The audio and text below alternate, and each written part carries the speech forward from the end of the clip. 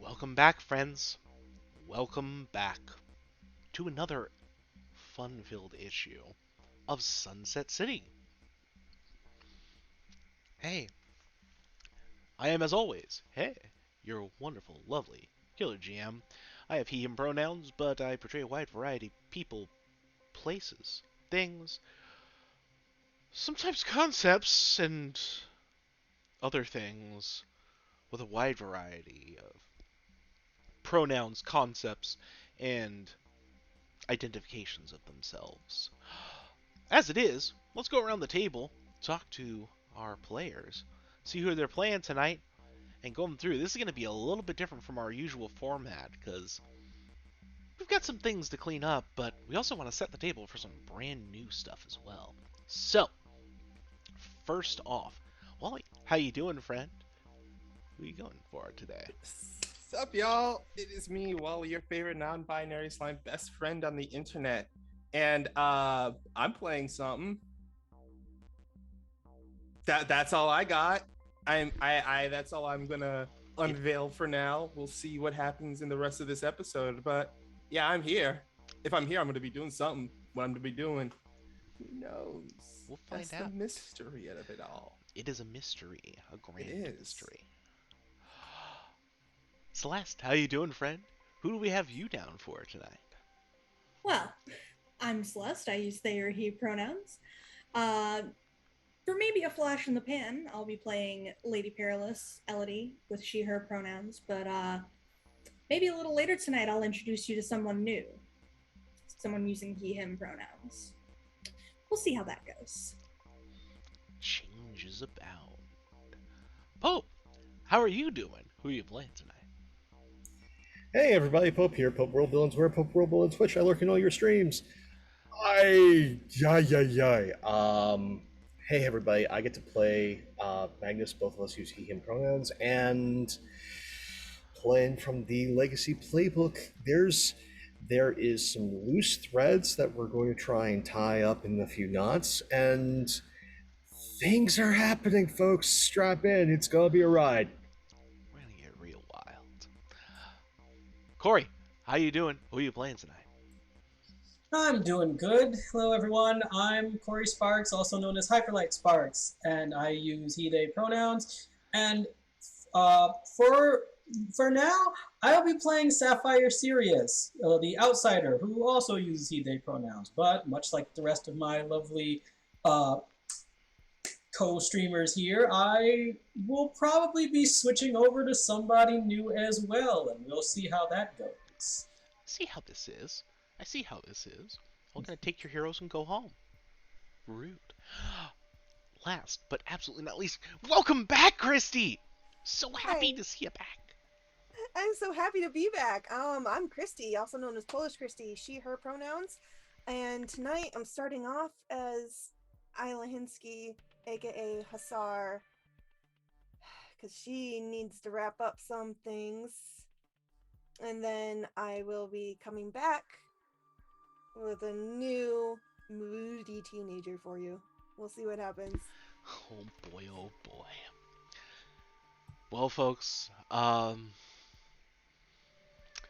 last time, if you didn't catch it with us, you really should, because it was, I, like, I don't use this term often, tour de force, absolutely, from the Mythfits, as they confronted Rasputin, who had merged with the creature known as the Grigori,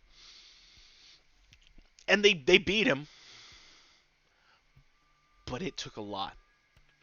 It took a lot of stuff and a lot of consequences.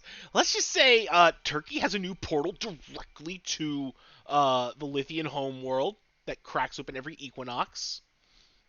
Um, I'm sure it'll be great. Um, Part of that cost was the loss of Marvin, aka Turbine. Uh, Gave himself up to stop Rasputin.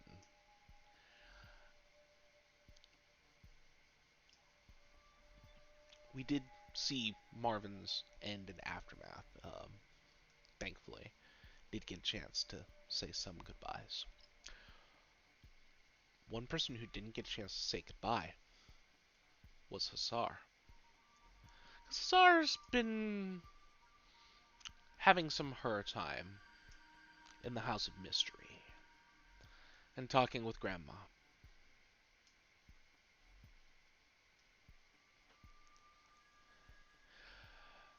And so, when we had last left off, the rest of the Mythfits had come back to the house to give her the news and found the place cold the unearthly cold of the lands of winter.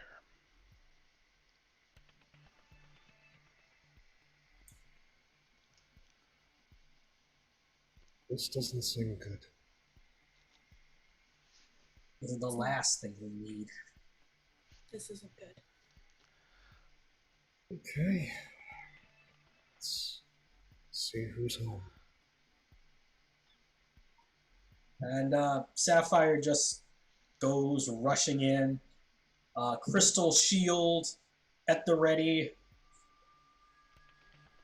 It's cold.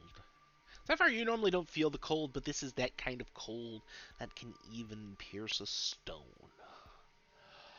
Little snow drifting from above to below, even though it's not really the kind of place that precipitates itself. Yeah, this definitely isn't normal. Isla, is the house accepting visitors right now? It's accepting them begrudgingly. It gives a warning to me in advance. Very well. And all this time, Sapphire just going, Isla! Isla, are you there? You hear humming. She's humming a song. So he goes towards the humming. Is it coming from any particular direction, or are we just... It's coming from the kitchen. Okay.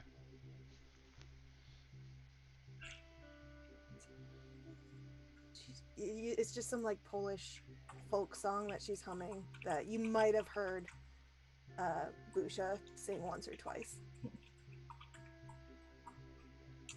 And if you come into the kitchen, you see her putting together sandwiches.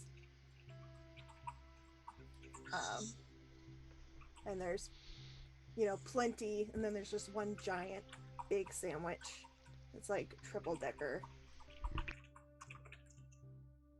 Oh, no. She doesn't turn around or anything. She's just humming and she's making the sandwich. She's like, all right, I know I said some things, but I'm here. I'll do what I gotta do. I know. I promise. Don't worry about the house right now. It's fine. It's yeah, sure. It's fine. She still hasn't turned around, by the way. She's still just into making the sandwiches. Yeah, you need any help making those? Yeah, Marvin, can you I need you for a minute. This is your expertise, and I'm sorry. I know that I said some things and I yelled at you and I didn't mean it. It's just Isla. Hey, yeah.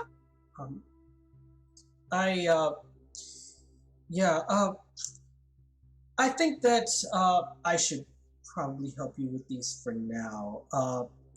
She turned the rest of the around really team is fast. coming. The rest of the team is on their way. But No, Sapphire, we're right here. oh, right. Here you are. Sapphire, really, I appreciate you wanting to help me because I missed you. And she runs over and gives him a really big hug. He But- gives her a big hug. We all know that you don't make the best sandwiches.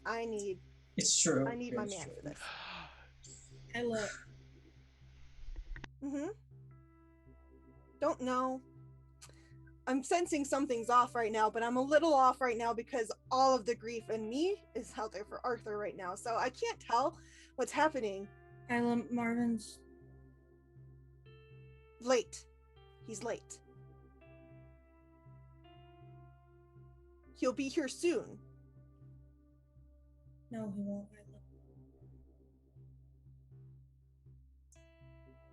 Marvin saved all of us. Myra.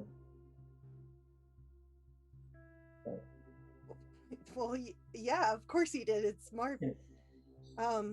Yeah, But he's gonna be here to make these sandwiches with me, right? and so Sapphire just sort of puts his hand on her shoulder and like, Okay, I said something was off in the. I thought that was just thought that was just Arthur, but now you're telling. He's gone. I'm so sorry. She slams all of the sandwich stuff off the counter.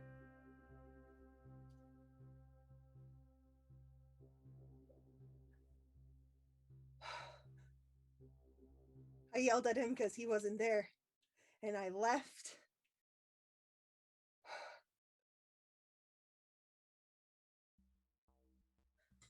This isn't happening.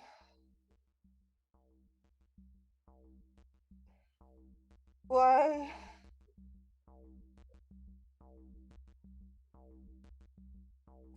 Uh,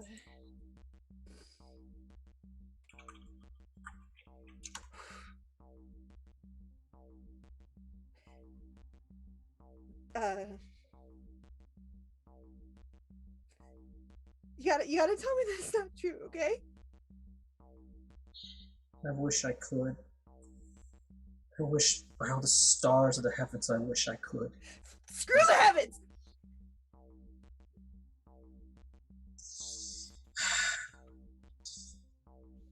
I'm sure that if he were here, The house starts shaking. More snow, more wind. You know what I'm going to try to do? Nope. Sapphire is Nope. going to... No, she's just sitting there, like, denying it. Sorry. Right. Elodie walks over and it's hesitant, but she pulls her into a hug. Yeah. She lets Now that was what I was gonna do too. Sapphire. She lets both of you hug her, but she just doesn't lift her arms, and she's just sobbing openly, tears rolling down her face.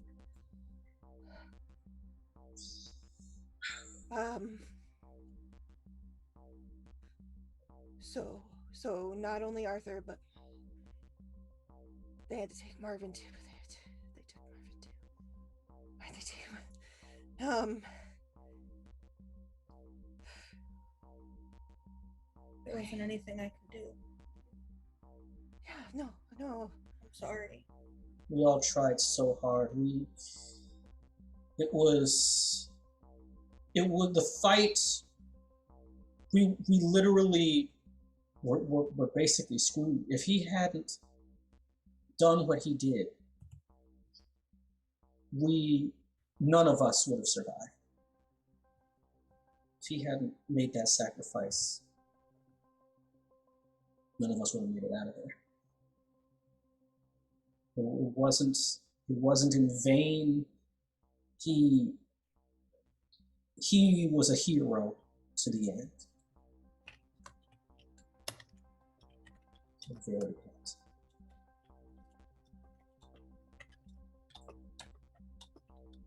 She looks right at Elodie.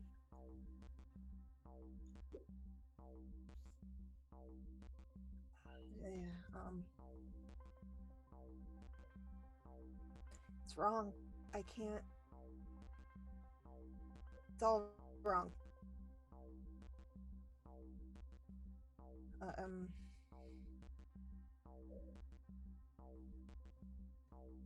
Oh, there's so much. It's not going away.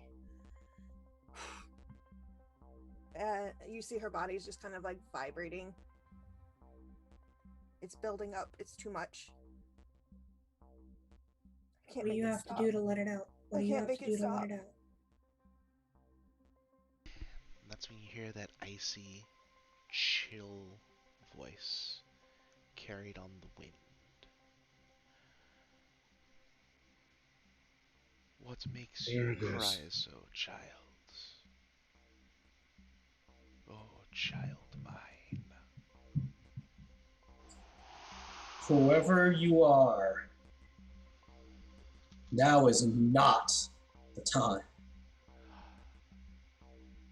And with a cold breeze and a flutter of snow, standing behind Isla, hands on her shoulders, ever so gently, is Mab, the Queen of the Winter Court.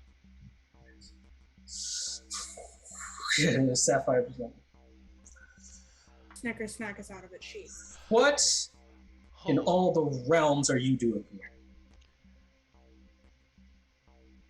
I am here to help the child in her time of need.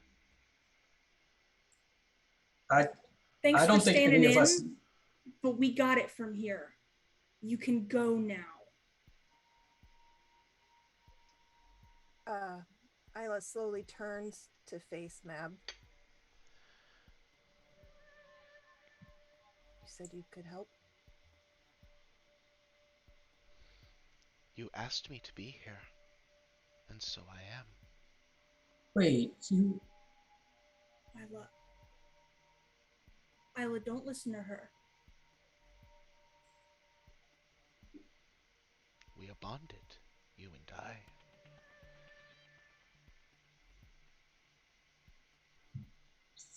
You know what? I don't know what you're planning here, but I'm not letting you.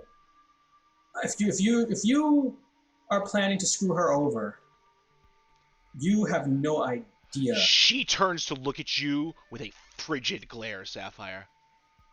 And he stares right back at her with No. another frigid. No. You stop still. Oh. Little stone. I came to help her because she asked me. And so I came to help. Politely.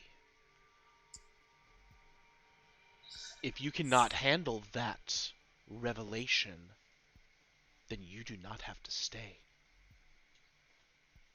Fine. Fine. I turn really quickly to Elodie and I grab her cheeks in my hands. This. It's all wrong.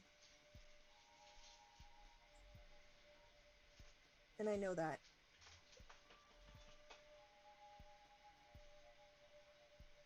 But I'm sorry. And I kiss her on the cheek and then I walk behind Mab and just put my hand on her shoulder.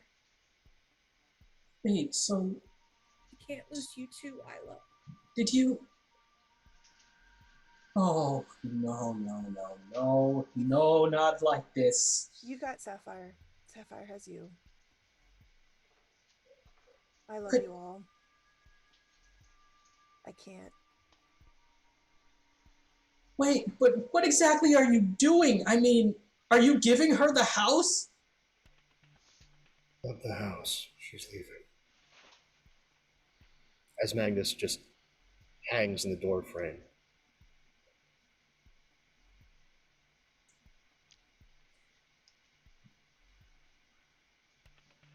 You'll see me. I have to learn how to be in a world where he's not. And right now I don't see any light. You know.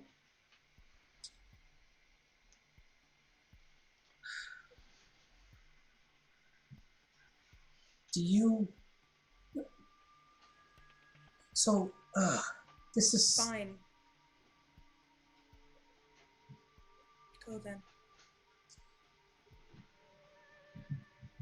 She sheathes Snicker snack. so basically this place. Who will be its keeper then? There is always a keeper of the house. But she is aligned with the House of the Rising Sun now. House will follow. Anything that has that much power has its own ways of finding things. House will be fine. And I just stare straight at Elodie.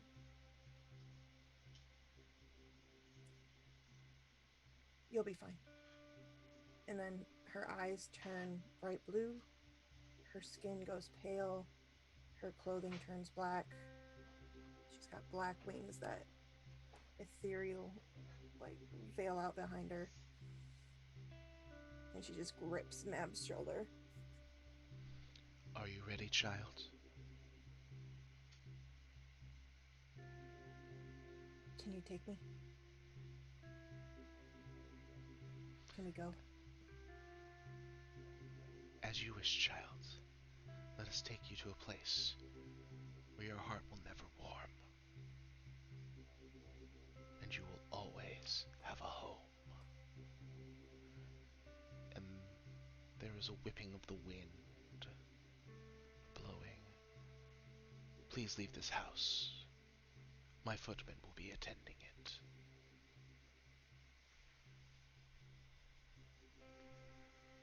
You just let her. And so he like turns to Elodie and he's like, we can't just give the House of Mysteries to Mab. I mean, who knows what she's gonna do with it? It's not ours to give, Sapphire. It's already been given.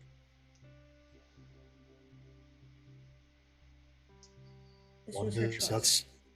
One does not stare death in the face and taunt it.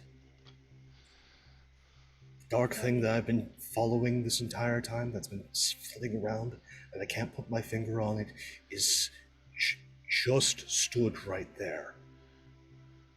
You need to go. The wind begins to pick up and howl with the leaving of Mab. The temperature of the house dropping further. Elodie's walking out and not looking back. You know what? Just a second.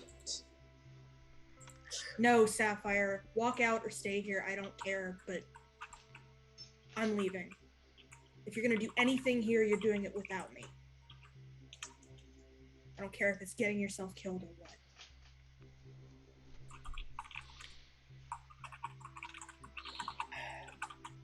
There is heroism and there's foolishness. I'm staying here.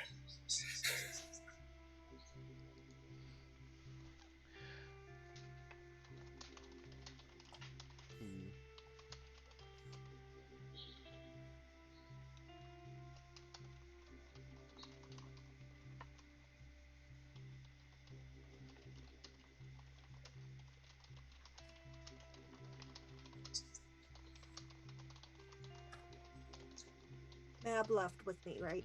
Oh yeah, Okay. yeah. You're gone with Mab. Isla has gone to the Winter Court. She is attending there, and will be for as long as we wish. Outside the house. Well, she'll come back to upkeep it, of course. Panel outside So, the house. Mm-hmm.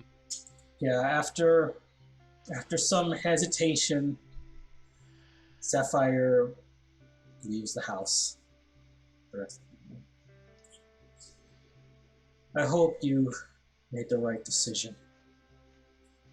Heads out. Magnus, you had a panel outside. Yeah. I'm terrible with names, but I never forget a face. I've seen one of my codes before. The old man. His current paramour. Oh, fun. She would be upset.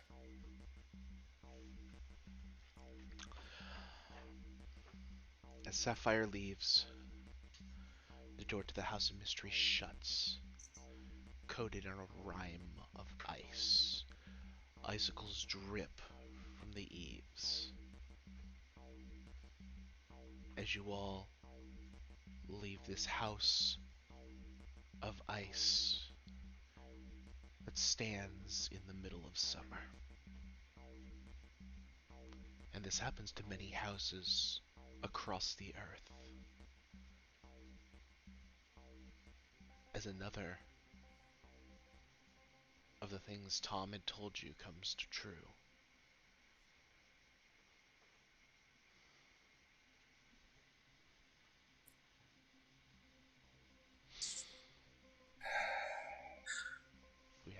Well, I guess that's that.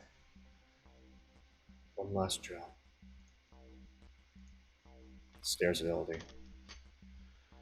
Yeah. The sooner I'm out of this, the better.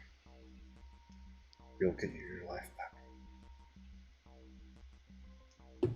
Right, so to face the fetch, I guess. These things can be complicated or simple. Their tales old. Ones I half remember. Sometimes, if things can be worked out, Fetch can actually join with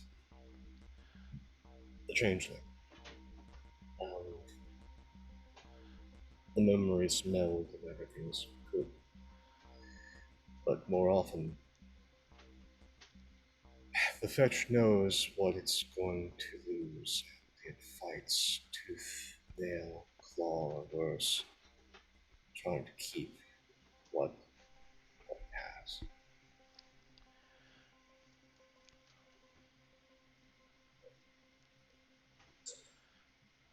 I guess I'll try to talk to it, but I don't anticipate much. For all your dealings with the Fae that have caused this, keep in mind it is a creature of their creation. It knows now, but it is not real. It's known for some time. Forever, how as long as your contract has come due. So it has had time to prepare. Cool. Well, Well, in tiny ways. And when he like snaps his fingers, it's not like a snap like a human snapping their fingers would. It's more like a ping sound, like a sort of crystal thing. And his ship comes flying by, and lands next to them. Like, well, it's a good thing this thing was not in the garage. yeah, you're gonna have to find a new parking spot. Yeah. So, I mean, I can see if Menace has anything free in Xanadu.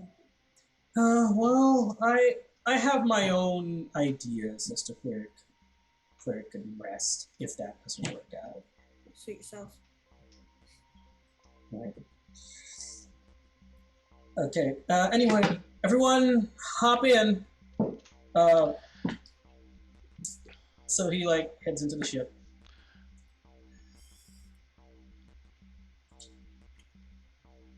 I think there's a turn the page and there's just a panel. Would you like to describe the front of the house? And it's not a house, really. It's an apartment complex. Not even a terribly big one. You're not quite sure how 4 people were managing it. 5 people were managing it. But 3 seems to suit it okay. And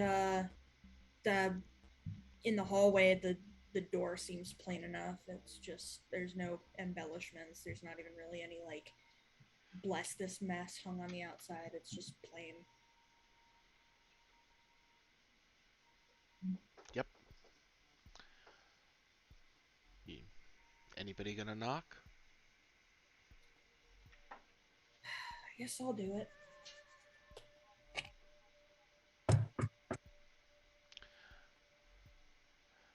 Knock the door. Elodie? Did your family keep any pets? No, we couldn't afford them. Alright. The door opens just a crack. Oh, good. I was waiting for the door. Elodie, have you ever looked yourself in the eye before and not in a mirror? Yeah. Well, no. That was a lie. That's what our... I lied right to your face. Well, that's what we do here, really. Yeah. This eerie, uncanny feeling of being in your body yet seeing yourself. At least a self that isn't exactly you, but would have been the you had you not had your encounters. And she sees you, and the door slams shut, and you hear the sound of running. Oh boy. Okay, she's You know, not I hate making it this when they easy run. for me. I guess, did she lock it? No. All right, I'm coming in. And Sapphire follows close behind. Okay, listen, I just want to talk. Yeah, sure you do. She's hauling the window open in the kitchen to go out the fire escape. Listen, look, I can even drop my weapons. Let's just talk about this. Please, just give me a chance. She promise. Yeah. Fucking, you can break my pinky if you want. She slides the window shut slowly, takes a deep breath, and turns around. I detach Snicker Snack scabbard, give it to Magnus, tell him to back off. I put the shield on the ground behind me. Hands up. She actually is mirroring the gesture. Okay. Now, you know who I am. And you know who I am. Right. And you know full well that I wouldn't be here if I didn't want my life back. Yeah. But I don't gotta kill you for it. I don't want to die. Good. I don't want Okay. to stop existing. I'm okay if you don't. It's gonna be complicated. We're gonna have to sit down and have a long talk with Dad and Rennie, but I don't know, maybe we can be sisters? You mean it? Yeah, twins. That'll work. Look. Really? Look. You're here because I made some stupid fucking mistakes. Hell, I'm probably here because Rennie and Mom made some stupid fucking mistakes. I'm not gonna end you just because I made a stupid mistake and now I want to go back on it. That wouldn't be right. That's... I'm really glad that you don't want to kill me. Because I've been waiting. And you know what it's like? Living with that and getting up every day knowing that this might be the last one that you get. Elodie laughs. She puts her face in her hand a minute. Oh, I think I am probably the one person who knows that as well as you. Yeah. So you understand why I kind of tried to take off. Yeah, there. no, I got it. That's why I was... Yeah. Just... She takes her helmet off.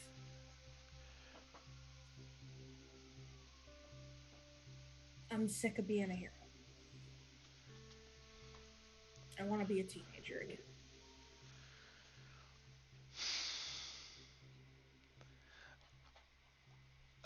I'm not gonna lie, it really sucks. Oh yeah, believe me, I remember.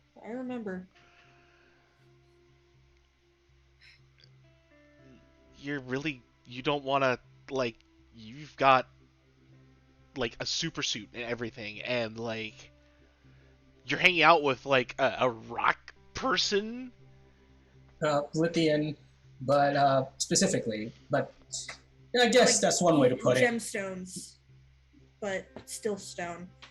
And this guy's Thor. Not as buff Yes, as I that thought Thor. not as buff as I thought he'd be. He's getting there.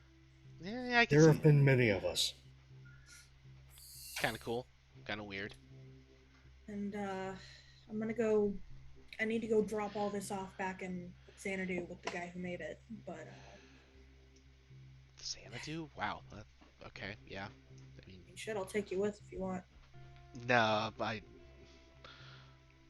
kind of gotta. Oh wait, it's a school night, isn't it? Shit. It's school night. I just got back from like doing work and stuff, and it's yeah. I'd like to just kind of relax. I just Okay. kind of was hoping I'd get some tacos.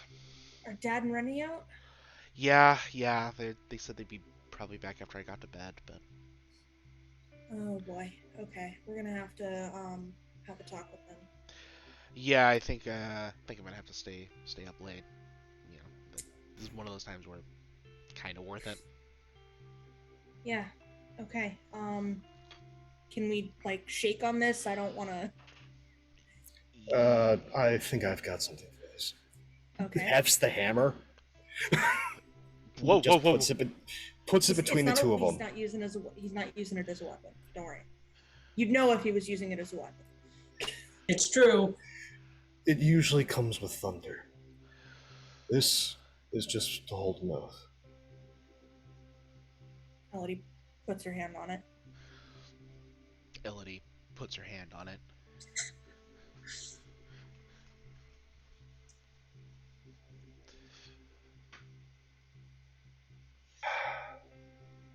What is in your hearts, and I'll by your words hold true. For if not, the peril that you will face will be dire.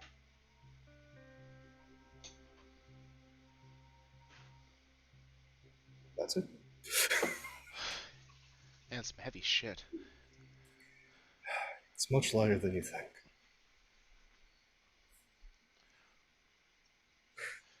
Okay. All right. I guess we should sit down and fill each other in. Yeah, we should like compare notes, I guess. Right. Actually, Elodie? Yeah. Elodie's? Yeah. Since I already have Snicker Snack, and it's not much for me to carry, I can take this to Xanadu real quick. Yeah, so could Okay. I. I mean, I've literally got a hyperspeed spaceship. I can just be there and Yeah. back. Let me just I look at other Elodie. Okay, this is gonna get real confusing real quick. How about I'll be L, you'll be D? Yeah. Do I gotta be D? I can be D. You can be like Ellie, maybe? Yeah, sure, Ellie. That works. Okay. I mean,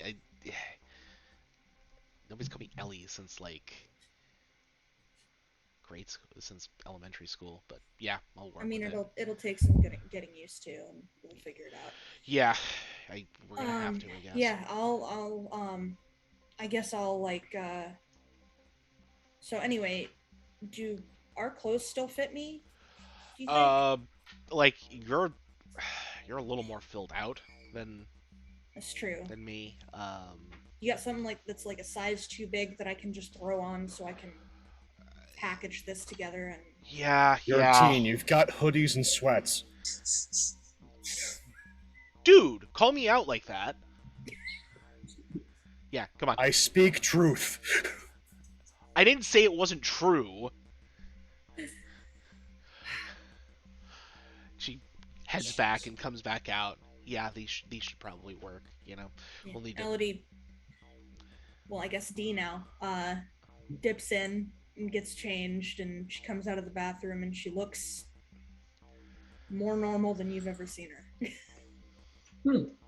I'm thinking, what about Ellie and Ella? No. No. God, no. Please, no. No, that's too similar. That's not. We'll workshop it. God, Yeah, no. And God, she Dad is gonna pitch a shit fit that he has to get folded up so super many suit. more things.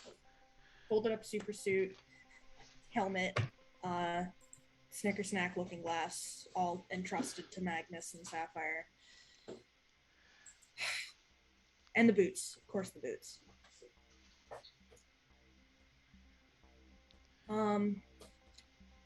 Menace will probably want to call me. Let them know that I'll get to them when I'm ready. I think between the two of us, we're very persuasive. Okay. I guess this is it then. It has been an honor to know you. Live a good and long life, both of you. And Sapphire moves in and gives Elodie biggest hug. I'll keep in touch. Please. You're all I have left.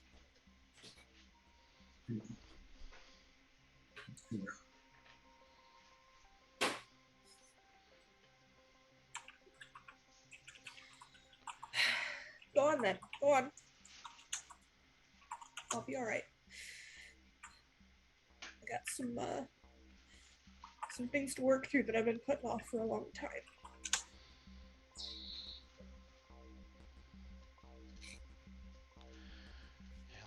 So much for watching Netflix tonight. Sorry to just drop all this on you.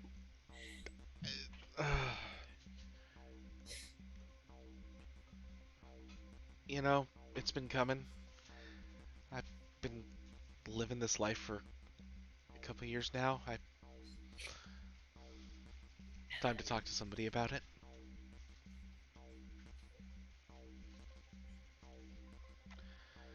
And she wraps you in a hug.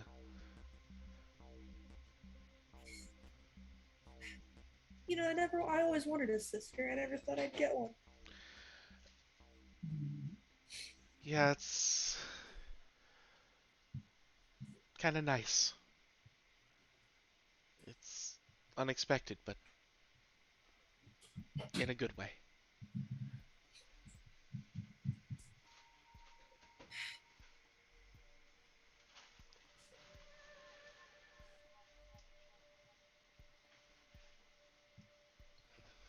And I think there's just a panel of the door closing behind Magnus and Sapphire.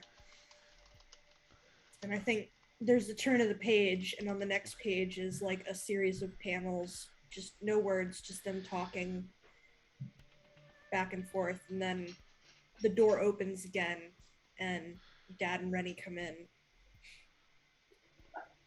Rennie in their wheelchair. And wordlessly, there's just this moment of shock and maybe a hug and a lot of tears. A lot of tears, a lot of talking, and as that's happening, we're slowly pulling back out of the window, out to the apartment complex, and out to the skyline of Sunset City.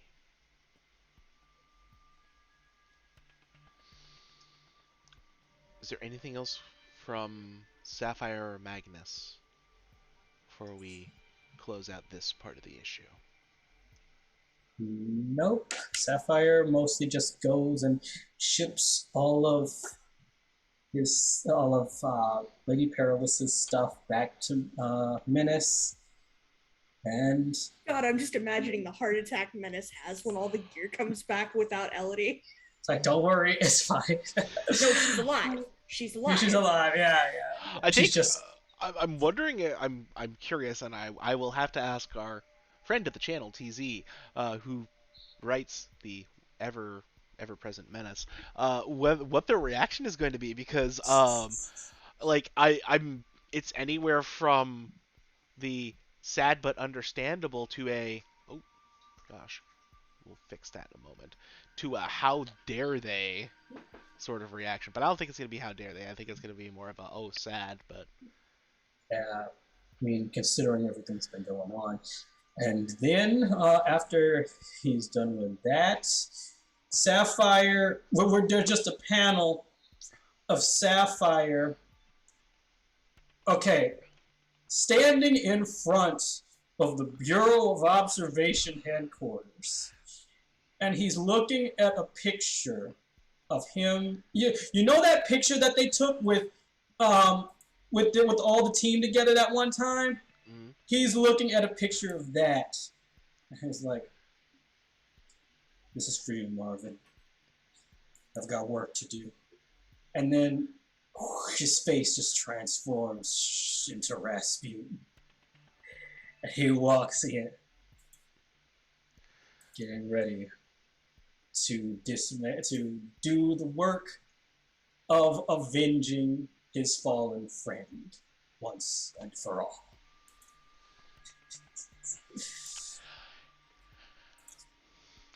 Excellent.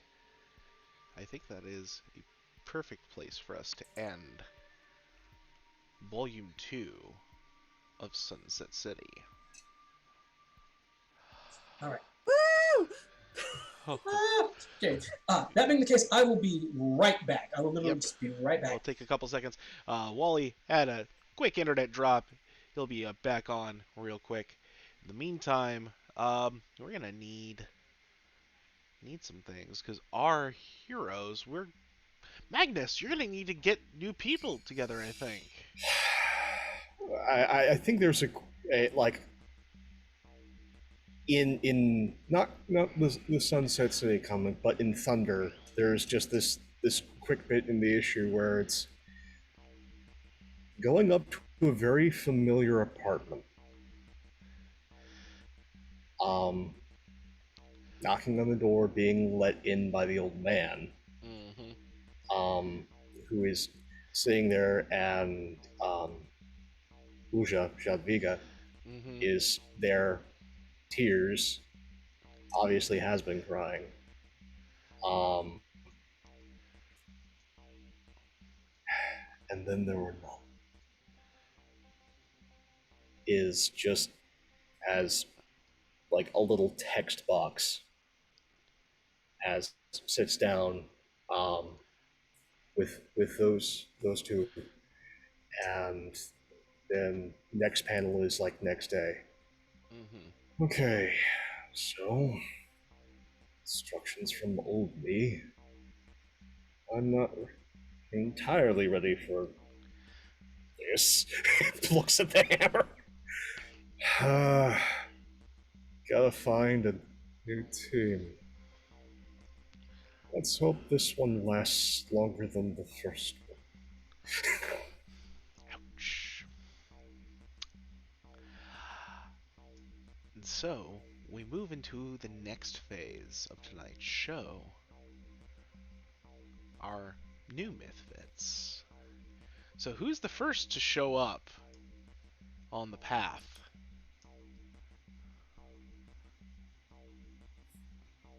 Who gets on Magnus's radar first? I mean, we have an easy answer if we need to, but There's I a feel very like there's easy an answer. obvious choice here. There's kind of an easy answer for this one. Sense you, Highlander. There's so many easy answers for this one. So there's a turn of the page, and we cut to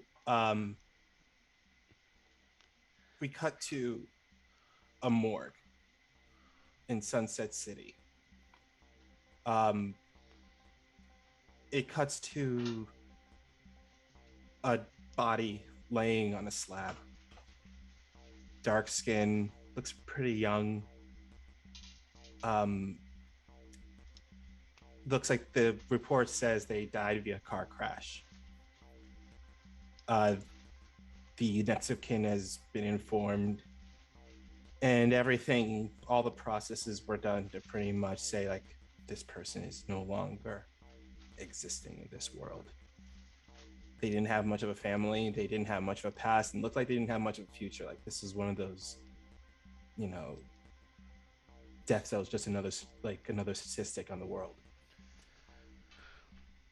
However, though, that sound from before, that sound of chains breaking, the sound of a long howl braying at the moon is heard as a ball of energy floats through the morgue, down the stairs, past from doors to door, before going into this room with this body on a slab, and it enters the body. The body looked pale for a second, and slowly their skin started to gain life. Their fingers twitch, and their eyes shoot open as they gasp for air. Their eyes are bright yellow, like a wolf's eyes. They sit up, holding their chest, breathing hard, taking in those first breaths of someone who's hasn't been breathing for a very long time, holding his chest, just breathing hard. He's like, okay, I did it. I did it. Okay, where's the stuff? The guy slides off the table, grabs the blanket, wraps it around them. He's like, okay, the stuff, where did I put it? He said it was gonna be over here. And he runs over to one of the drawers where they keep bodies, and he pulls it open, and inside is what looks like a duffel bag. And he grabs a duffel bag, pulls it out, rips it open, rummages through it. There's a set of clothes. There's a set of clothes in there, and inside it also is a notebook that says things you should be doing as soon as you wake up. And the first thing he says, to get dressed. And he's like, okay. Grabs the clothes that are inside the duffel bag and puts them on. They're just a basic jeans and a t-shirt. He looks at another thing and says, okay, what's next? All right, get out of wherever you're at. Okay, easy enough. And he grabs a lab coat and wraps it around his body and just walks his way out of the morgue, trying to be really inconspicuous with himself, still holding this notebook and just making his way out this morgue. And he looks at the last page of it. That's the last thing the list says. Get Dad's book. Okay, where did I leave that at? Where did I leave the book at? Right. I didn't leave it in the morgue. That's it. Told him to leave it in the alleyway. He runs around the corner and runs into the alleyway, and he flips open a dumpster and starts rummaging through it. He's like, you gotta tell me you left it here. Please tell me someone grabbed it. He reaches and he pulls out this black book that is, no matter which direction you look at it, it's shiny on the cover, and it glistens with a reflection of light that just seems to get swallowed up every single time you move it.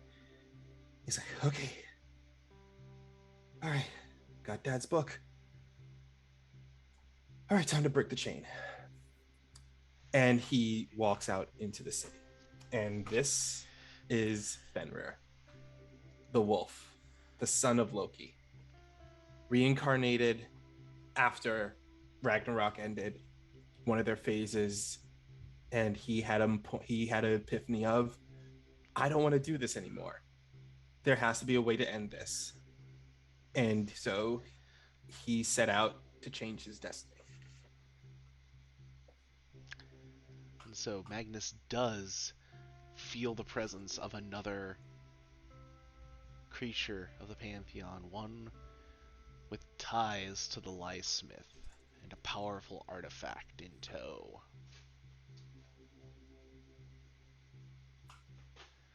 I have a question. I might have an answer for you, even. So, dear nephew, after retrieving the book, getting out, setting forth on this quest to break the chain, where do you end up? The first place he ends up is he's just walking aimlessly for a bit, and he ends up at he ends up at the Sunset City Shopatorium, which is basically one of the malls in Sunset City. There are a few. And he's pretty much just wearing really crappy looking pants and a shirt, but no shoes. So he's just walking through this mall barefoot, holding this really intricate looking book as he's just making a beeline towards the food court. And when he gets to the food court, he pats his pockets down and realizes he doesn't have any money. So what he ends up doing is he walks around the food court, pretty much grabbing like free samples of food until he's made a plate, and then sits down at one of the tables and just starts eating all this food, just ravenously, like he hasn't eaten anything in days or in weeks.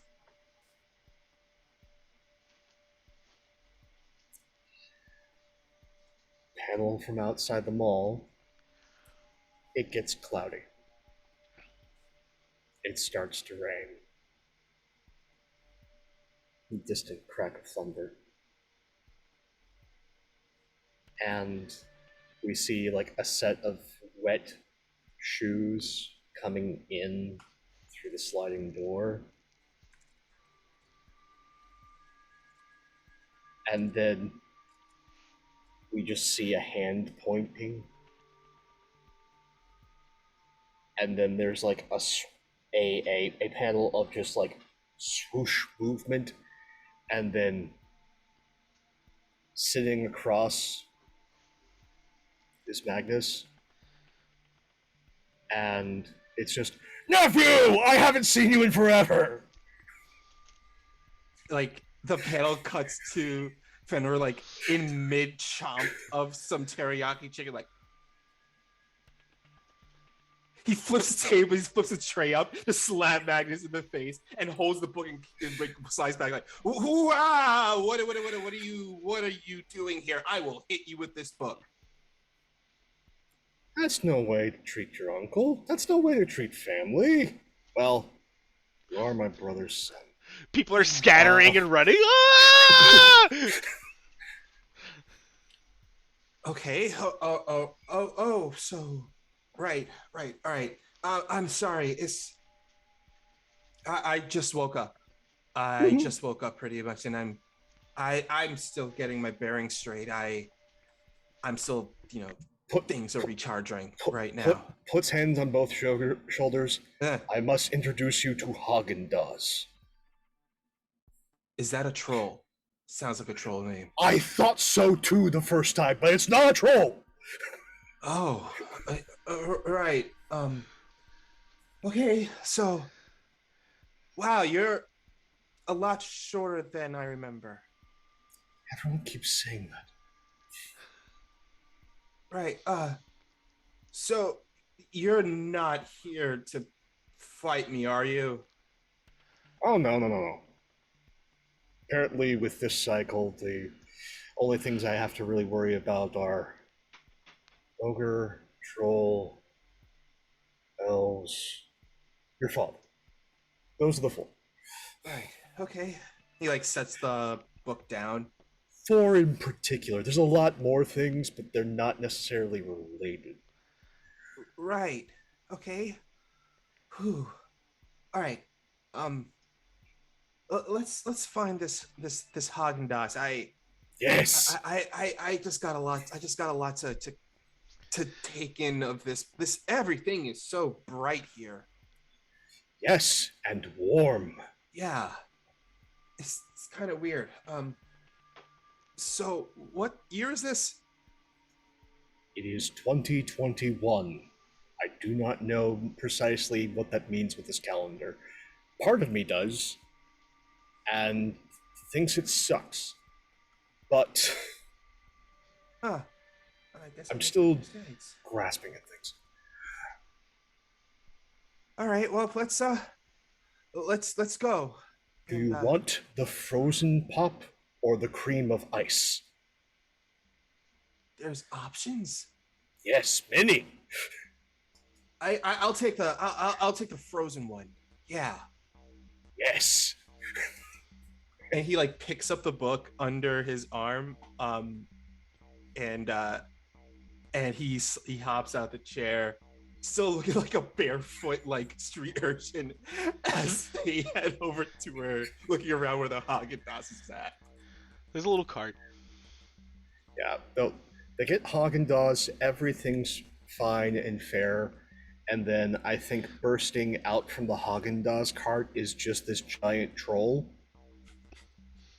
Damn it! It is a troll! Turns out Haagen-Dazs is actually a Jotunfront. Most mortals don't know that, but you know. That's how it stays so cold and delicious. As that's happening, you see a lanky teenager in ripped jeans and a sweatshirt that's pulled over his thumbs and a shirt that says actually Mythfits on it. And Spiky's got a lip ring, black hair over the eyes. He bumps into Fenrir, and as the troll comes out, and I'm gonna try to lift the book from him. Oh. Yeah, do that. Yeah, so I'm just gonna.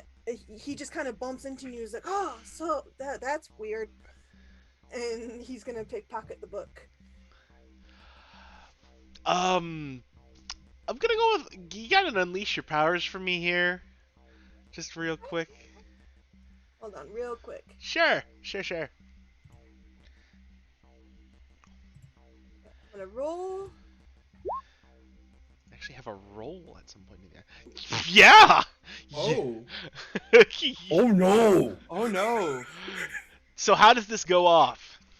So as the troll pops out, it flickers a little bit, and you kind of notice some pixelized edges of it, but it's too fast for you to tell, and it's still really realistic and scary looking. And so I'm kind of speed walking, like, oh my gosh, there's a troll. Shoulder bump into Fenrir. Book goes into my back pants, like, oh, sorry, I need to go. And then I just start taking off at like a heavy gallop, and I'm just laughing. Sucker. So he sees like oh yeah sure. Wait a second. Something isn't right here. He looks at the book for a second, and then looks up and looks back at the kid who bumped into them. And he's like, "Oh hell no! I do not get tricked that way." And he holds out his hand and he twists his wrist a bit, and the book just flies out of their pocket. Or if they can't get out, it just yeets them right back to them. Yeah, I'm holding on to it in the. It's in the back of my pants, like tucked. Oh, then it just yoinks him right back to them. Oh, this must be really important. And then I snap my fingers. The troll's gone. My bad. I need that book. It's more than just a book. I kind of need that. Well, not kind of. I need it back now. It's in my pants. Give me a He is already reaching for your pants. Just take the book out. Smack his hands away. Before I hand it back over, I kind of flip it open.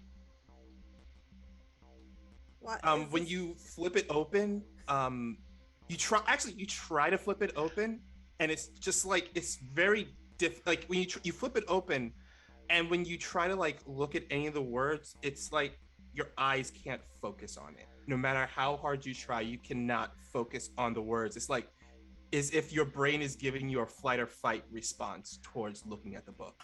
Oh gosh, this is hurting my face.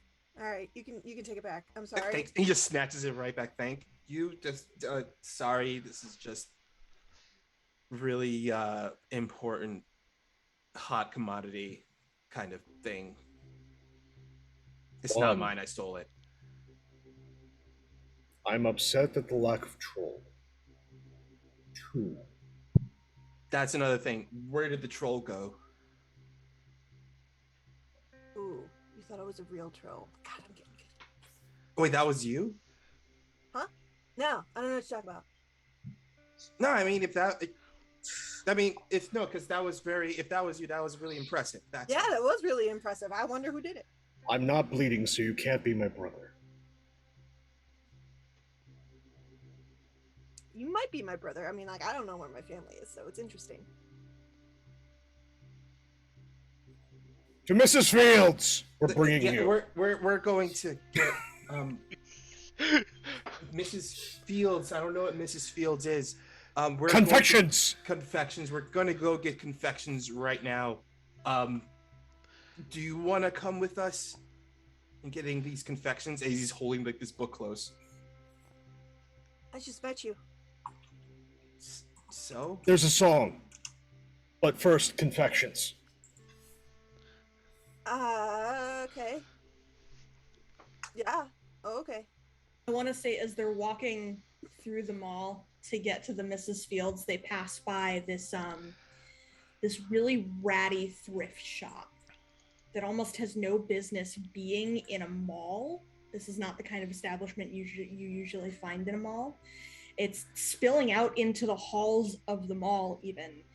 And it's just like tacky clothing here and there, and thrift shop classics. You've got big fur coats, you've got furniture that looks like it came out of some grandmother's home, all the classics. And there's this kid, and he is really scrawny, 5 foot nothing, kind of a paler blue hair than mine is, but really short and spiky. And he's wearing like basketball shorts and a vest and this pair of shoes that is just falling apart, like held together with duct tape, falling apart. And he is going through the bins with the shoes, and he's looking and he's holding them up to the light, and he's like, no, I'm gonna get made fun of for these. No, those aren't right. These don't have good support for running. And then he pulls out a pair of kind of blue Converse.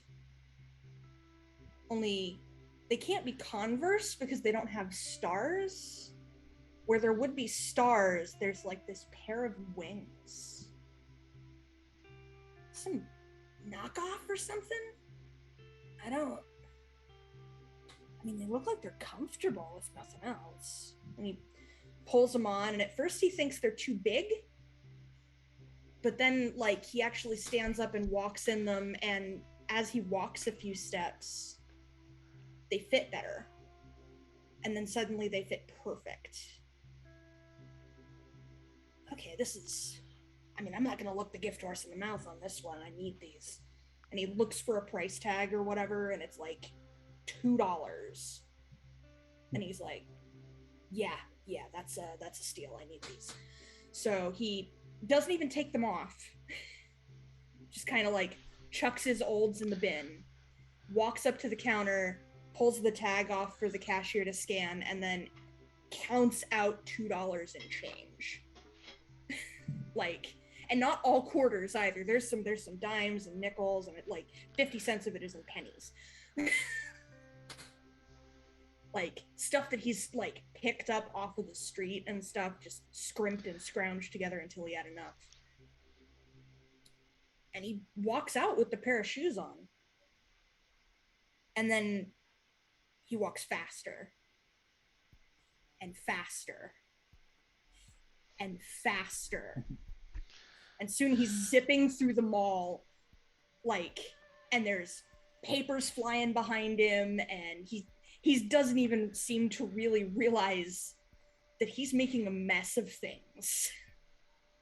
He is running laps around this mall almost as fast as the speed of sound. He's not quite breaking the sound barrier. He's not there yet, but he's making a mess of things. So, I imagine you're on your way to the Mrs. Fields, and you're almost about to order your delicious cookies, and all of a sudden, woof, woof, woof.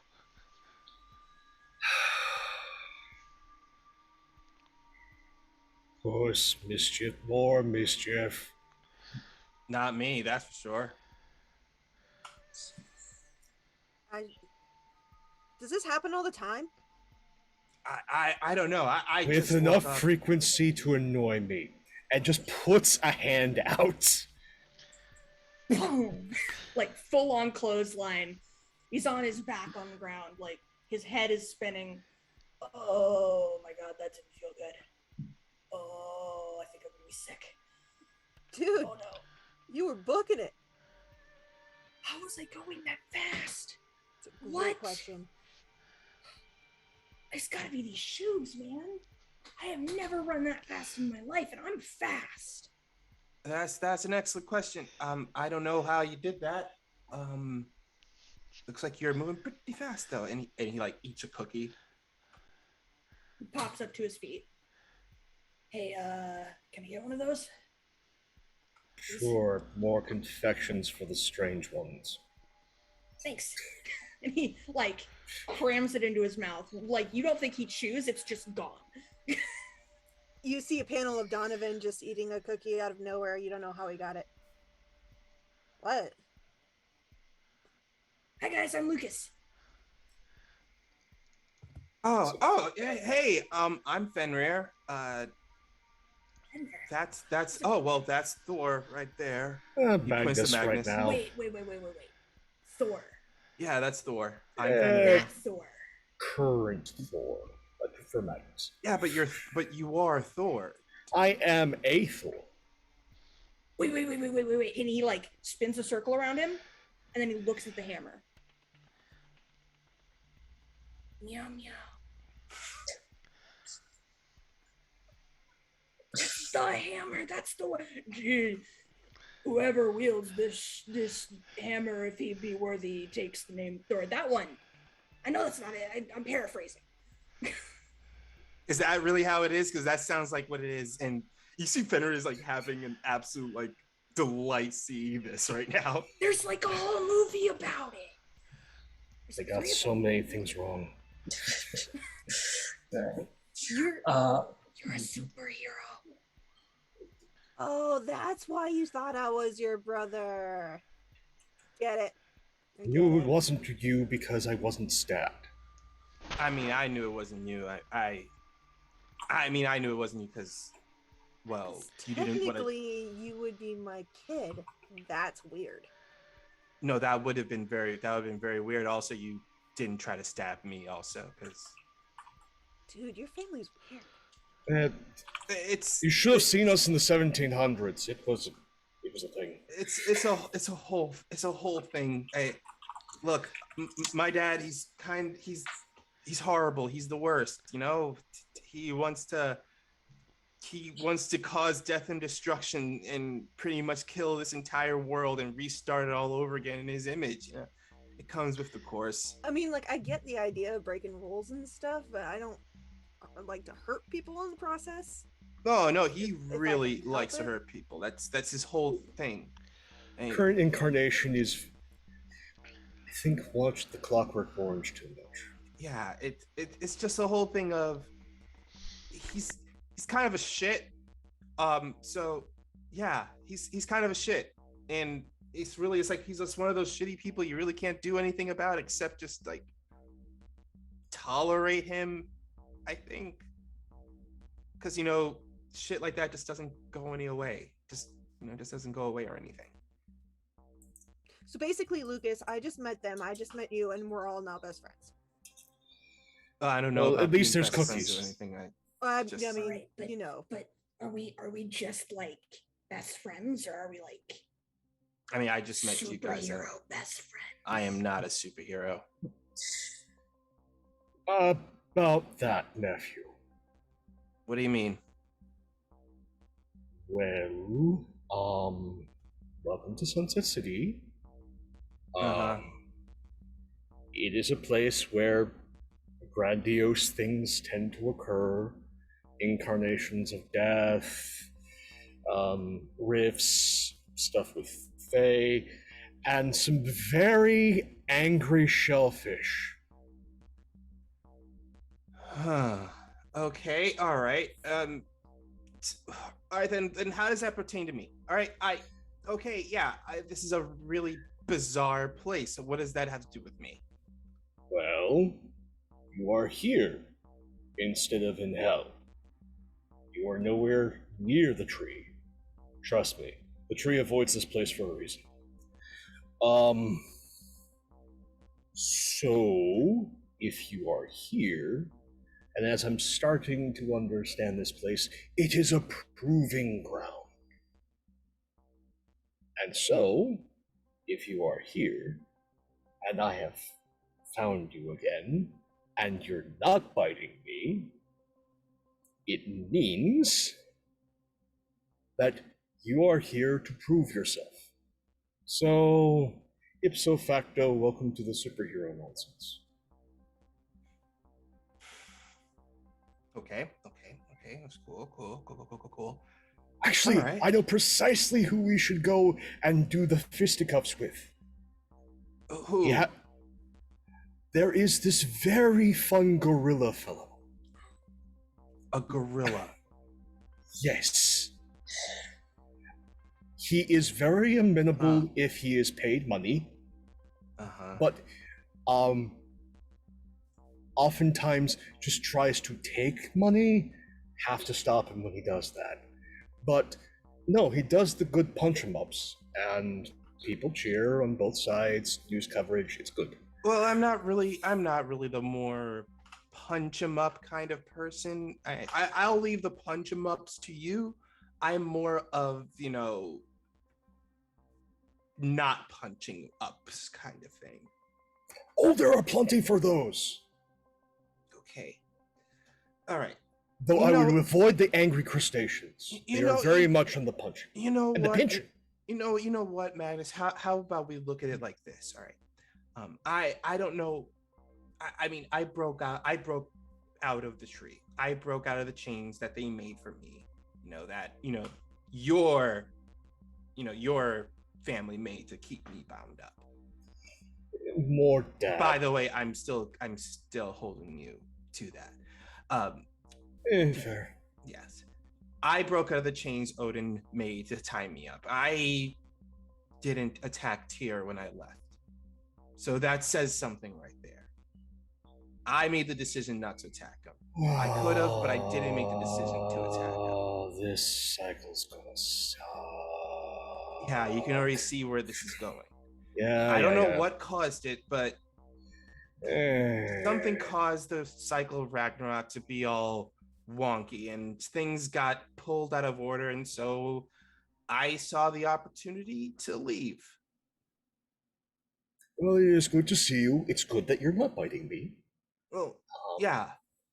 But I mean, if this is the whole superhero thing is part of breaking the cycle, then I suppose I could help.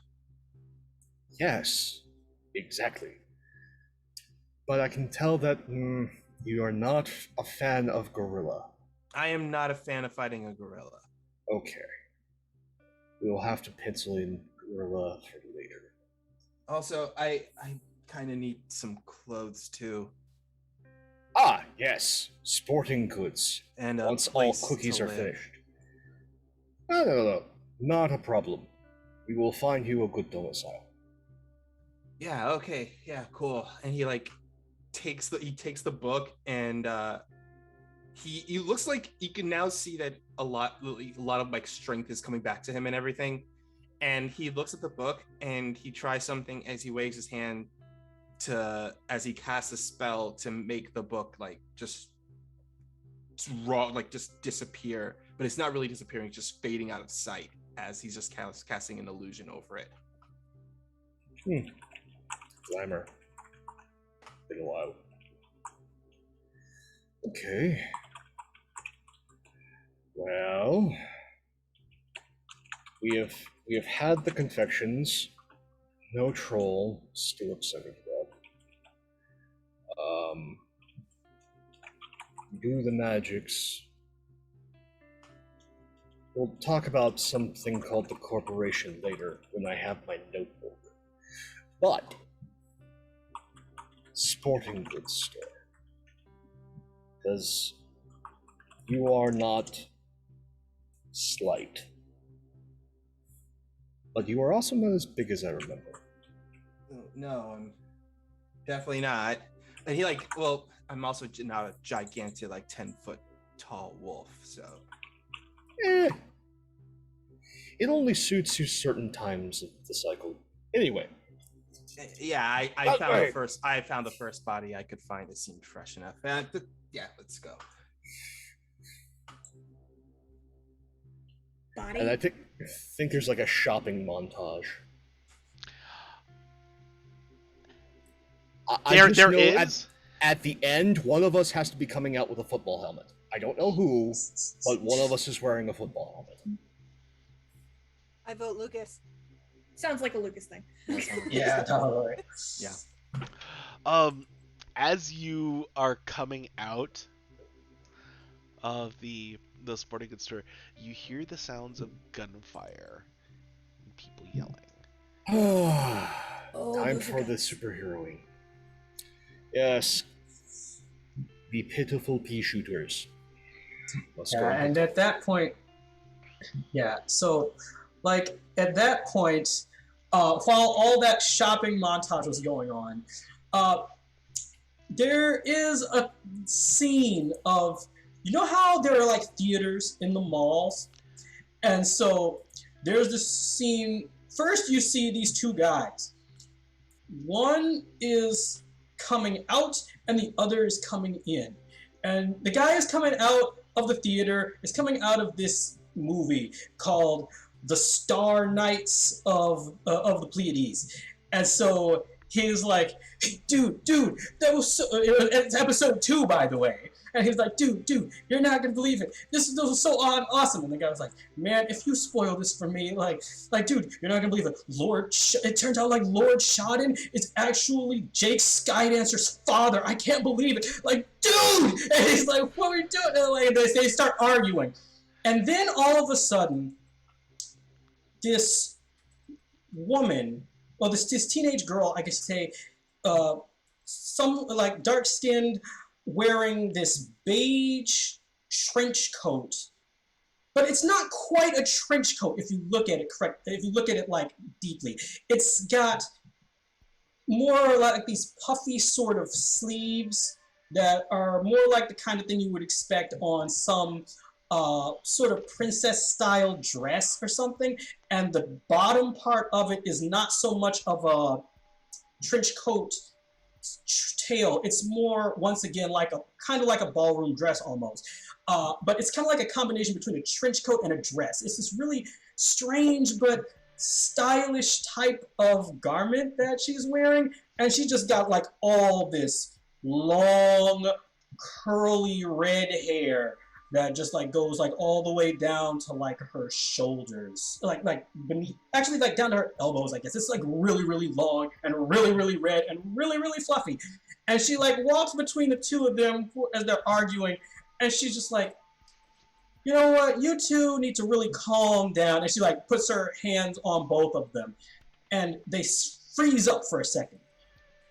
And you notice like some dust, of some beige dust, like sort of comes out of each of their like ears and into her hands. And she inhales it and like looks down at like another part of her arm. The part of her arm that she looks down at was sort of missing. It's like there was a chunk of it that was bitten out almost. And it heals up. And she just like pats him on the back and heads out. These two guys are like, what were we talking about again? I don't know. Oh, hey, look, the Star Knights, the Pleiades. That movie looks cool. I've never seen it before. Yeah, me neither. Want to go check it out? Yeah, sure. And they walk in. This person in this beige trench coat dress is Lena Lockhart, also known as Lady Liminal, Schrodinger's girl, the girl from liminal space, the realm of the forgotten. And she's just come in through a door that nobody really goes into anywhere in the mall. It's like just this sort of backstage type of door that like leads to like the back parts of a part of the mall that hasn't been worked in for like years. So anyway, she heads out of there just in time to hear the gunshots. Going on like, oh, okay, well, looks like I came out here just in time. And she like rushes toward the scene. Mm-hmm. So, our heroes arrive on scene through the crowd of fleeing people, and that's when you see them. A set of giant crustaceans with fedoras and Tommy guns. It is, in fact, the oft-spoke of but seldom seen Pinch-a-Fella family. Damn it, it's the angry crustaceans again!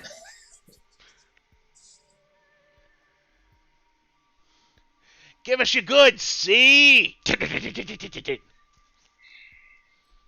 How many times must I thrash you? Go back to the water from whence you came! And it's not even like a moment of like like there's like Magnus didn't even get a chance to do the whole superhero like, hey, you stop there, because right as soon as Magnus says it's the crustaceans, Fenrir has already opened up his book, held out a hand, and is already firing a blast of magical energy at one without like missing a beat. Yeah, that sounds like engaging a threat. That's what he says. It's like, look, these are the crustaceans. Like, oh, okay, I think these are supposed to be bad guys supposed to be fighting. Oh, yeah. Yeah, let's engage the threat then here. See how I did? A 7, a hit. A 7. Okay, that's a hit. So you get 1 off the menu. Definitely like to surprise or frighten the opposition. I think the energy hits the creature, and it like just falls back. It's an ambush, boss! And it's just like scuttling out the door. That's what I was supposed to do, right? We're supposed to fight these things. Yes. There's usually a little more talking, but we'll work on it. This day has just gotten super weird. Look at Oh, this, it's going to like, get weirder. peeking out from around a pillar. I mean, I've fought guys before, but never guys with guns or claws. I mean, The claws do hurt. look, just do it like this. All right, you're fast, right? Yeah. And that's Just what move faster than them. it's like. Go get him, King Crab! And this big crab galumps forward towards you, Fenrir, and just boom, just the claw down right on top of you. I would like to defend. Yeah, okay. Okay. Yep. Where'd I go? Where'd it go? No, that's not it. That's it. Okay.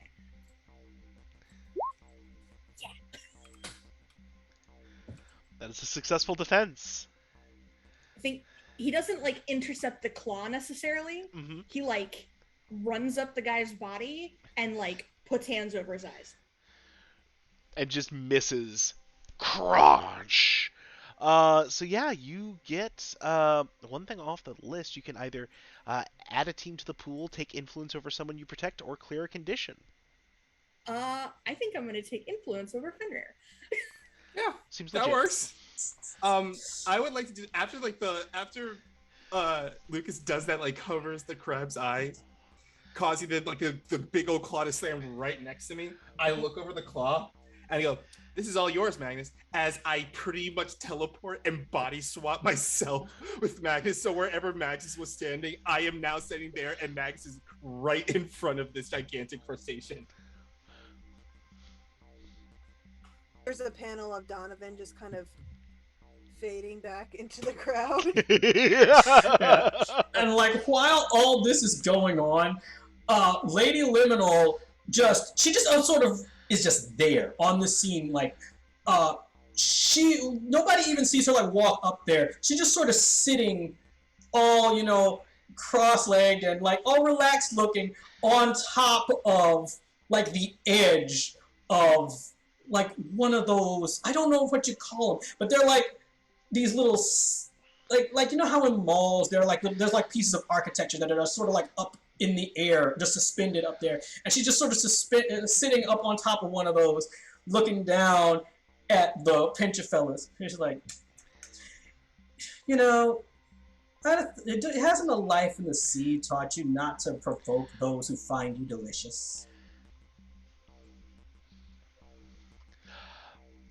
And so you hear this, and the Pincher-fellas turn up. It's you who's gonna be delicious by the end of this, broad. Oh, I doubt it.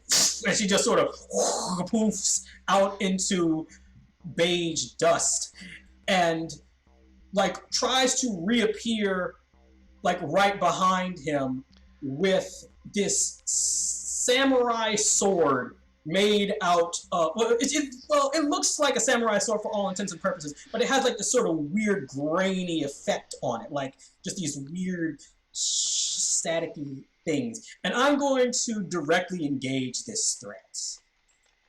Okay.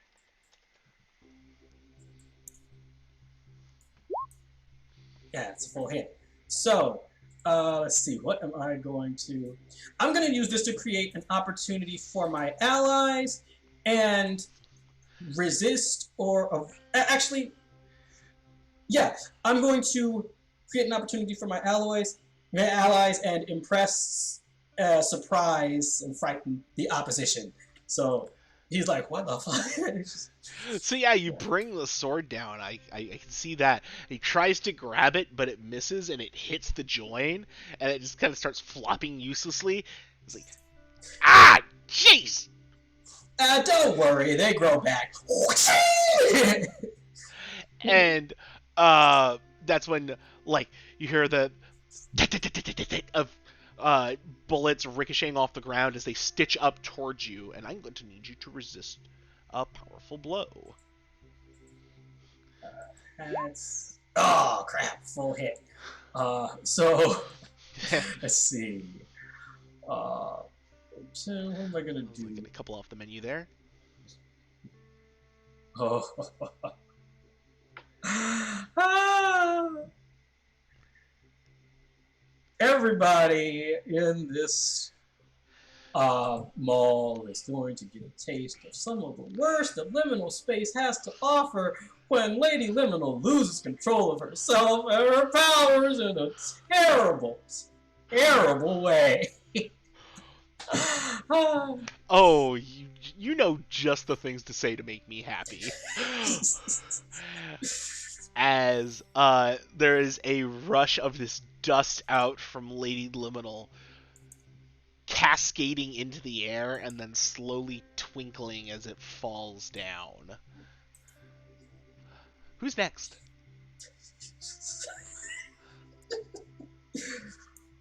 Sure. Confound it, you curmudgeonly crustaceans. Who you calling I must curmudgeonly? crush you back to the sea. Then you notice, like, you're, like, how does a crab wear suspenders? Quite well. Surprisingly. Yeah, actually. And I would like to engage the threat, but I want to use fight the good fight. Yeah. Alright. Okay. It's a hit, yeah. So you get something off the menu there. Yeah, I get one, but I cannot choose because it's fight the good fight, impress, surprise, or frighten. So instead, I would like to take something from them. So it's like I'm going to snatch one of the Tommy guns this crustacean has. Yeah. Because there's obviously more than one. Yeah. and I am just going to do the Superman bend Hmm. and toss it. Oh, you think you're smart, don't you? That gun cost a lot! And it tries to smash at you with its claw. All right, we're gonna try. Uh, Given the circumstances, yeah, never give up, never surrender. Alright.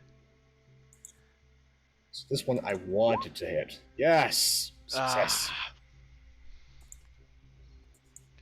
I do mark a condition, Mm-hmm.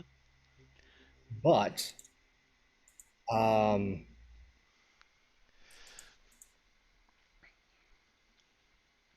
somebody gets an opportunity against King Crab. Donovan? And I'm going to mark, considering how Fenrir is sort of hanging back, I'm going to mark guilty. Interesting So- choice. This is going on. Out of nowhere, you see a giant chef materialize behind the crabs, Mm-hmm. behind King Crab, and he's wielding a very big knife in one hand. And then the other, he's got tongs. And I want to try to distract King Crab, basically. So I'm going to use the move, Are You Watching Closely? Yeah. Do it. All right. So on a 9, it can I can do expose a weakness or flaw, confuse them, or for someone, or confuse them for someone, or avoid further entanglement. So I'm gonna confuse King Crab for Magnus. So yeah, it's just out of nowhere you see this giant chef materialize. Mm-hmm. You don't even see Donovan. Donovan's just like hanging back. I imagine like King Crab's like rearing up to go and hit Magnus again, and then he notices behind him like with one eye, and then he looks with the other, and like, no, I can't go back to the restaurant. I can't. There's just a panel of Donovan going, "Gosh, this day is so weird." Who's next? So, oh, what? Oh, wait, I can go? Okay, yeah. If somebody wants. Right. So, basically, Lady Liminal, like, just sort of gets up after having been shot, and there's, like, a couple, like, bullet holes. If you notice, there are, like, some bullet holes, like, right down her, like, all the way down her torso that like go all the way through. But the thing is, they're not bleeding. There's just like some yellow dust that's coming out of them, and you can like see like straight through her. Even though like, oh, damn it, I hate it when this happens. She goes up to.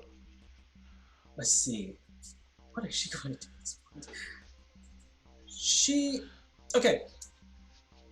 What I am going to do is... okay. She goes towards whoever the leader of this group is. She runs up to him and basically like grabs him by the face, like Domo Kashu style. And she starts trying to create this sort of pixelated effect thing on him, like, you know those little grainy things that I was talking about? Mm-hmm. She's going to try and basically suck as much memory out of him as she possibly can. And that's definitely going to be an Unleash My Powers, I think. I mean, I'd say you're directly engaging a threat personally, but... True. But, I mean, I still have engaged him, right, though? No, this is engaging him. You're engaging right now. Yeah. Right. Yeah. So I'm going to try and engage and see how that works. Oh, full hit. Yeah. So yeah, I am going to take something from him and resist, or no, I'm gonna take something from him and create an opportunity for my allies. That's how I'm gonna do. So what I'm gonna take from him is his memory of why he's even there in the first place. That's basically what I'm gonna try to take from him.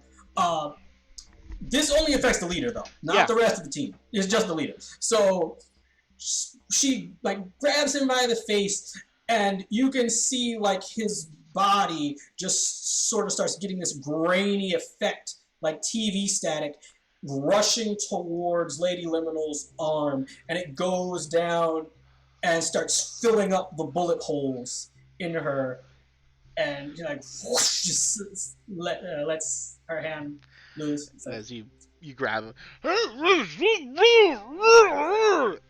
and the shrimp tail's like flipping up and down and thrashing a bit, and then it finally just. What are you doing?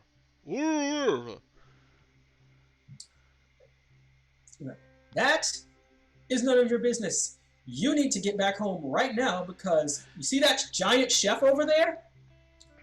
He's gonna eat you. Who's next? So like Fenris sees like everyone is like, because after he like swaps spots with Magnus, and he sees everyone like kind of they're handling the situation, and he sees one of the grunts who are like holding, like carrying the money around. Yeah. And he looks over at them. He's like, why not? And he like just walks over to them like casually, and he's like, hey, I'll carry that money for you and help you guys escape.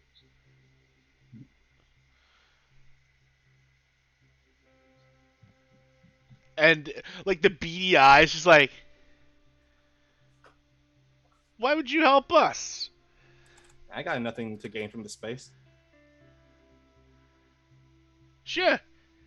And I would like to use my move, changing sides. When you mislead or trick an enemy by pretending to be on their side, roll danger. On a hit, they buy your charade. Yeah, go ahead.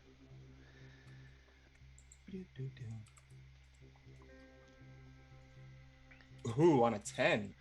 So on a 10, I choose two of these. Sure. I choose either avoid having to provide concrete evidence, you create an opportunity, and you expose a weakness or flaw. I am going to take create an opportunity and expose a weakness or flaw. So what kind of weakness or flaw are you looking to expose here? I would like to pretty much expose like the weakness in their chain of command to cause like some incension between them. Okay. So as that's happening, it's like kind of gets this like confused, bamboozled look on his face as you're talking to him, and he turns and, hey, boss, this kid's what a boss, and he's looking at the one that Lady Liminal's got by the face. Oh, looks like your boss is having a bit of a trouble over there. Yeah, hey, could you watch this cash for me? Oh, you want me to watch all this cash for you? I mean, I gotta go help the boss. Oh, don't worry. I have a good eye on all this cash. Don't worry. I will take care of this cash just for you. And it turns back and goes to go and try to take care of Lady Liminal. As soon as they do that, he's like, it's my cash now. And he like waves a hand he waves a hand over the cash, and it like becomes all organized and neat. And he's about to pocket it, and he's like, he thinks about it for a second. He takes a stack of money, puts that in his pocket, and then he waves down some security guys. He's like, hey, over here, the money that they stole is over here.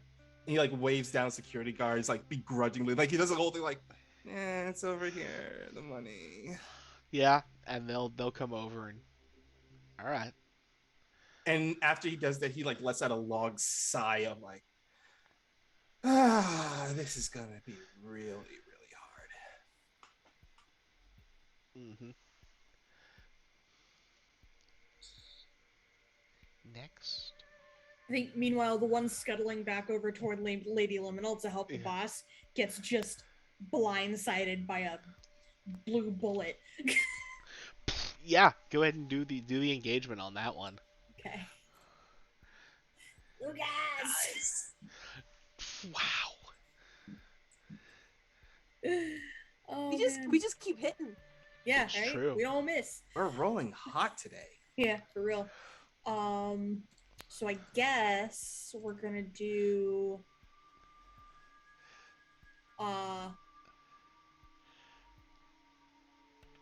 surprise him for sure. And then Yeah.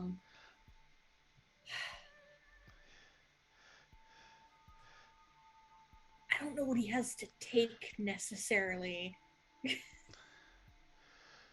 I mean, his cash already got taken, so It's true. Yeah, do they still have guns? If this one has a gun, I should definitely take the gun. I am. Yeah, you could body check the shrimp and like yank the gun out of his claw. Yeah. Yeah. So I just whoop, that's mine now. Whomp, and he just lands against the door. And as you look outside, you see that it's not outside. It looks like there's more mall beyond the glass doors at this point. What is that? I thought this was the way out. And like you see these no, little here we go. these little speckles sparkling in the air and kind of like falling here and there. Is Man, that oh, snow? No, it's not. She just sort of like, now Lady Lemon just sort of is like it's like right next to Lucas when he's like saying this. He doesn't know how she got there. She just popped up there like, no, that's memory dust. And it means we're in trouble. Okay, but I have a gun now. Well, yeah. You're going to want to hold on to that. And he like aims it at like the dust. Completely terrible form. He's never held a gun in his life. You know he's gonna get blasted back if he tries to fire this thing. Like, yeah, whoa, slow. Hold on a minute. That's not how you do this. Here, let me help you. Whoosh. And so she like manifests a little puff of dust in her palm that shows like a little image of the boss that she just sucked the memories out of, just shooting. It's just like a GIF loop of him just shooting, and basically it's part of his memory of how to fire a gun. And she just touches it into Lucas's hand and just sort of makes it absorb into his brain. It's like, there you go. That's a weird feeling. Oh, that feels weird. I'm a crab in some of my memories now. I don't like yeah. I mean, well, I'm not just a fan filter out of that. Yeah, sorry about that. Just filter out some of the crab parts and just keep the shooting parts. Yeah, it's better than you just firing without knowing how to do it. I mean, I figured out how to use this from like some ninja minions. It's just like she's her really katana. Cool, but really weird. Yeah, that is me in a nutshell. You need to go help these people out. I'm gonna go see what's up with that guy over there. And she like points to Magnus dealing with the giant crab. Okay. And she just sort of. I have a headache now, She's there. and I want to walk sideways for some reason.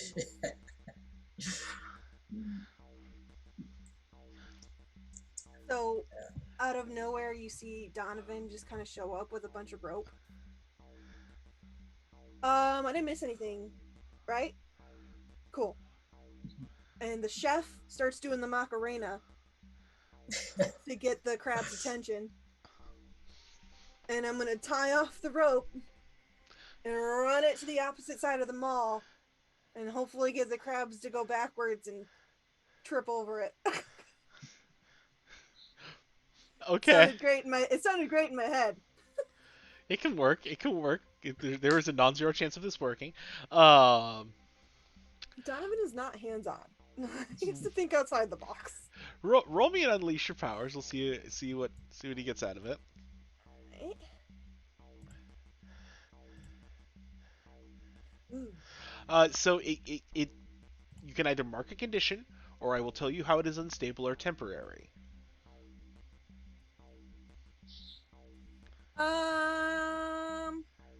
Hopeless.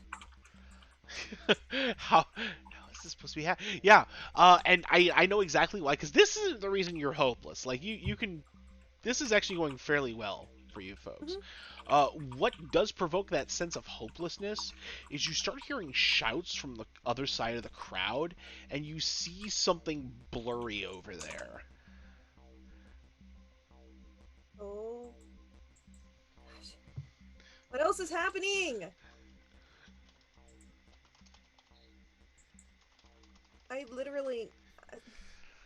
Can I just go and listen to my music by myself? Like always. No time for angst. Now is time for battle.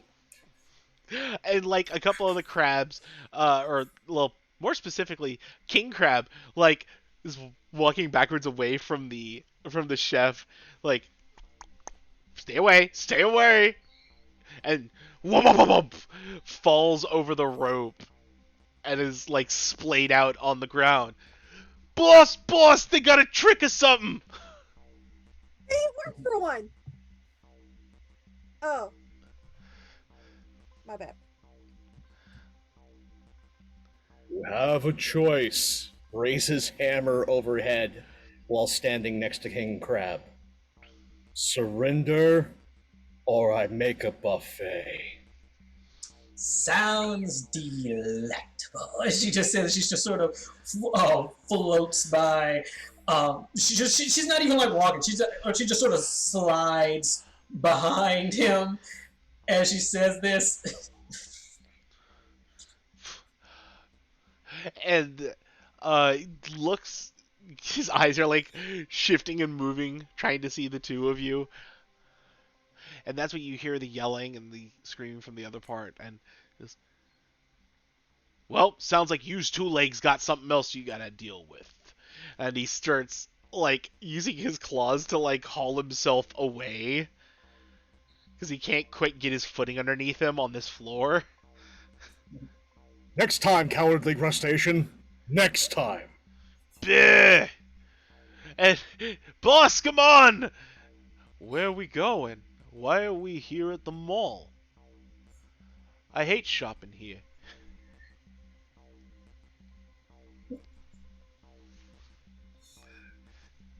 So, what is this weirdness?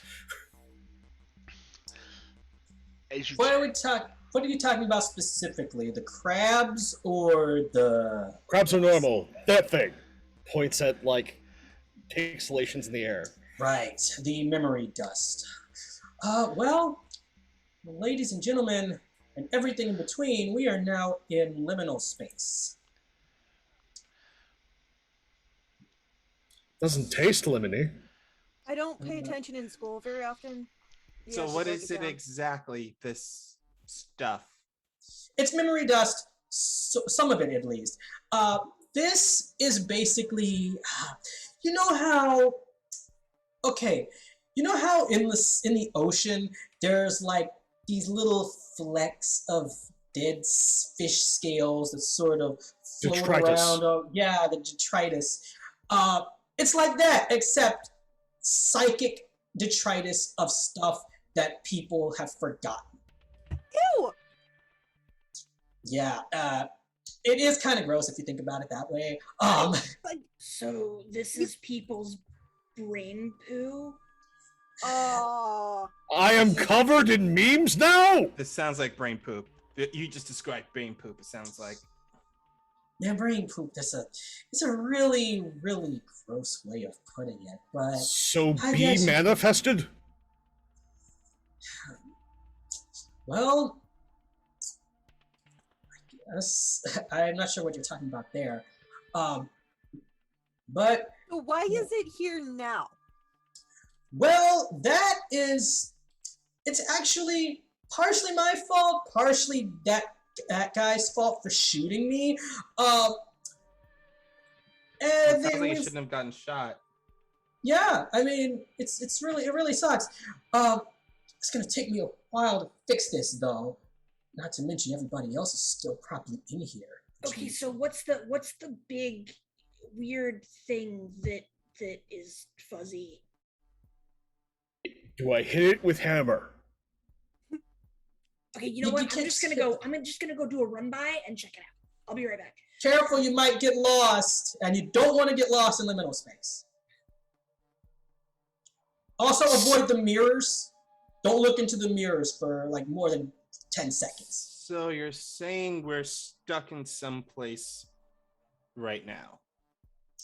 Well, we could be stuck, or we could try to find our way out. But I would suggest us not splitting up. Not Well, in you just here. told him to. Lucas is gone. You already just told Yeah. him to go that way. Not to take any offense or anything, but Yeah, I mean, he you're was the kind one of who batting. just. You're kind of batting over 2 right now. I mean, no, I mean, like he I was the still one don't who... understand how limits are a part of any of this. Oh dear, dear. So did you do this? And or is it permanent? Oh no, it's not permanent. Nothing's really permanent here. It's a transitional plane. I can try to get us back to where we came from, but it's gonna be kind of difficult. Also, you might want to try and keep an eye out for a certain really weird Picasso guy. Well, not to be that guy right now, but I just spent a good solid over a millennium stuck someplace, and I really don't want to be stuck someplace again. As he like waves his hand, and that black book appears in front of him, and the book opens up and starts fluttering through pages as he starts to chant it sounds like Nordic. He starts chanting in Nordic like chant as all of these runes start to appear around as he's trying to do a teleportation spell to get them out of this space, to get them outside of the mall. Yeah, but I mean, is it going to just be you, or Oh no, like, I'm trying to get us Yeah. out of the mall right now, to at least Right. get us out. Right. Like he was originally just gonna do himself, but he was like, nah, let me bring everyone with me. Got it. And I would like to unleash my powers. Yes.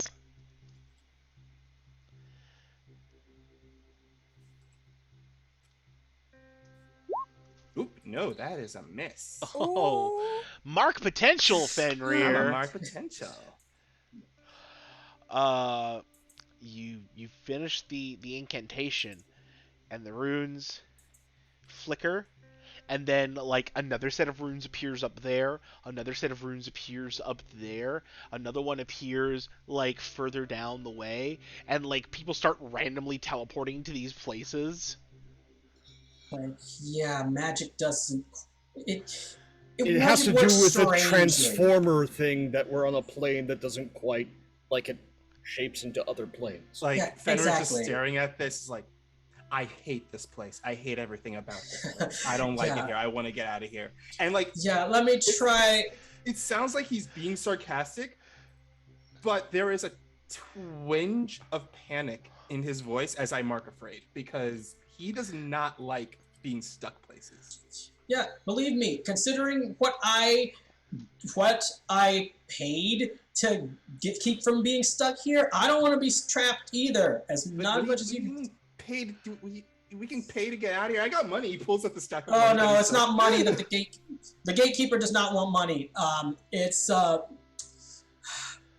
Look, I'll explain it to you when we get out of here. Like somebody goes flying over your head. I would like to try and defend. Yes, roll. Yes. All right.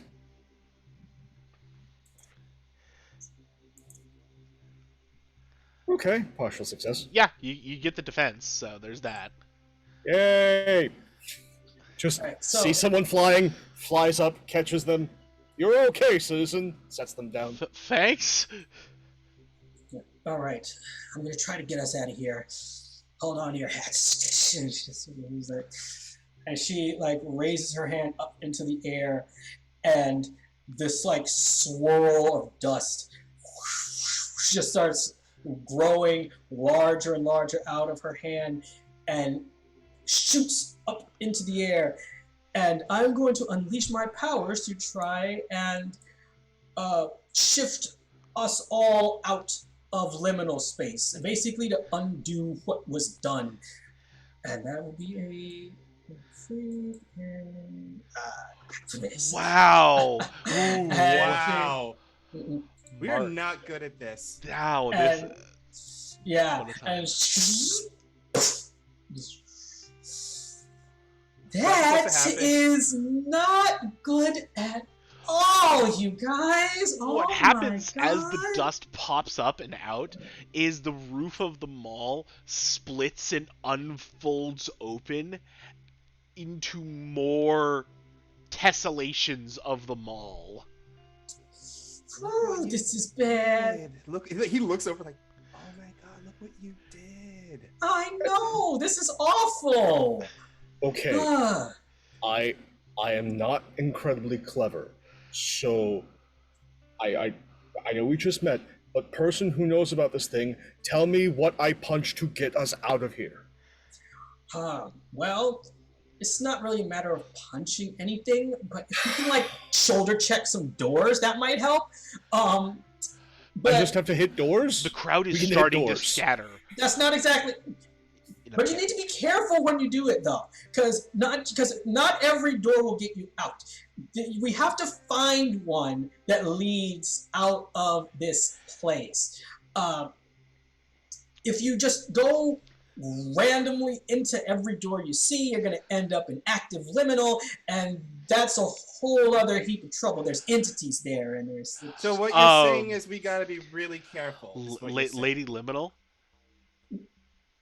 Yes. you're in active liminal. I don't know if I Oh. keyed you into that. Oh yeah, wait. You're already in active. Particles are moving. Shit, we already are in active liminal.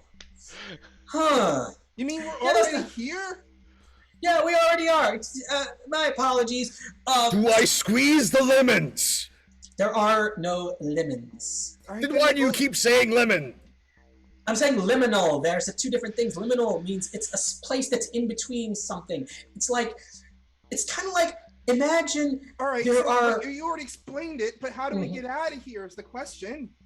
We gotta find the door. We gotta find the doorway I out. don't want to be stuck anywhere anymore. You started to Fenrir. see like panic appear on his face now. All right. Fenrir, you have the book. You have the book. You have the know-how. You are your father's son. Call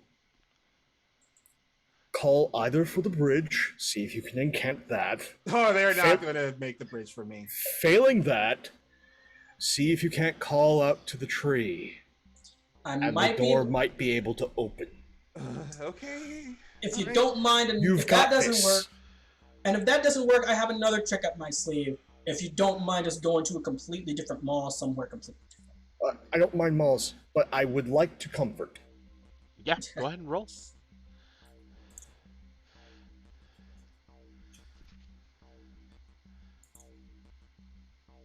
Partial hit.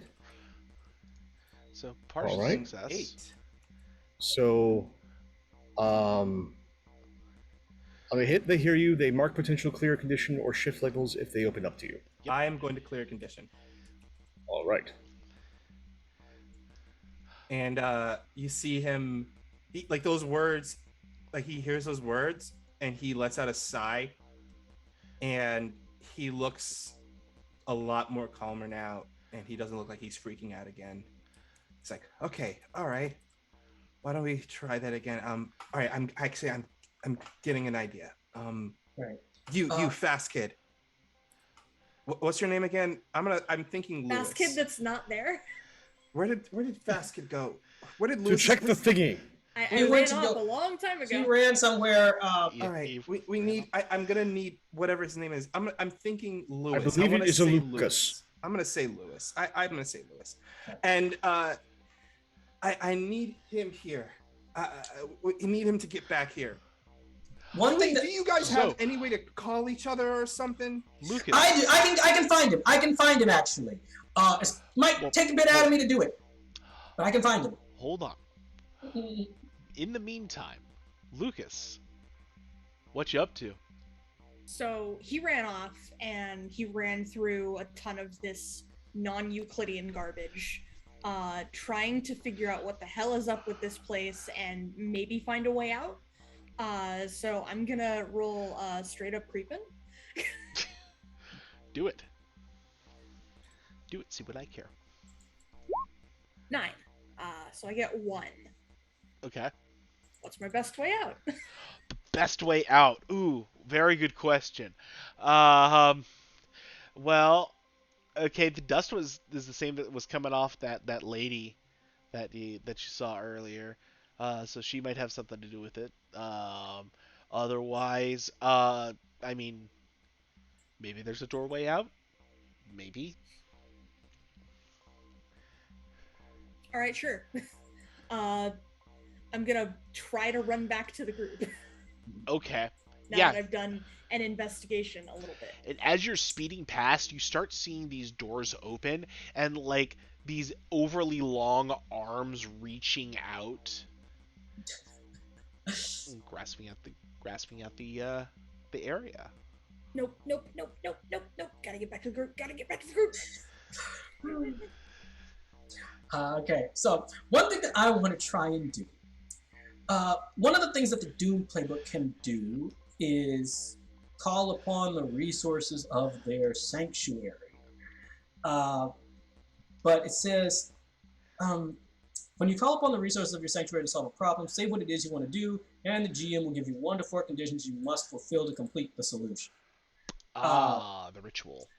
Got it. Right. So what Lady Liminal is going to try and do is basically try and use the teleportal that she has in her own sanctuary, which is that other mall that she was talking about. Yeah. And yeah, so that's what I'm going to try and do. You can do that. You're going to need to get to the Cinnabon. Okay. So I think I may be able to get us out of here. Now that I think about it, it might have something to do with that Cinnabon over there. So now we just need to find Lucas. Where is he? The answer No, to I our shouldn't say problems Lucas. is frosting. In a sense, yes. Wait, I shouldn't have said Lucas. She doesn't know his name yet. Yeah. Okay, there's a bunch of hands behind me. Everybody run. Oh yeah, that's not good. Those are the entities. Yeah, we gotta get to the Cinnabon. Come on, follow me. And she like heads over towards the. You're making your way because remember there are people here still. Yeah. You- Like, hey everyone! And she like calls out to the rest of the group, like, guys, I figured out a way out of here. You're gonna follow me back to the Cinnabon. I'll get you guys out. And so she like heads towards that area. Okay. As you are heading towards that area, you see what appears to be a person that was put through the stretch option in Photoshop. Like, oh boy, here we Come go. clambering out of one of the doors and look at you, Lady Liminal. Is it who I think it is? No. Okay, all right. Like, No, you're not Oh, that we've got- big of trouble yet. yeah, she's like, all right, we've got company. And pulls out her sword. Guys, stay back. I'll handle this, and I'm going to directly engage this threat. Go for it. Full hit. So, I'm going to resist and avoid their blows and create an opportunity for my allies while I hold this guy off that will give them the opportunity to lead everybody towards the destination. Yeah, it's like flailing at you with its long rope-like arms.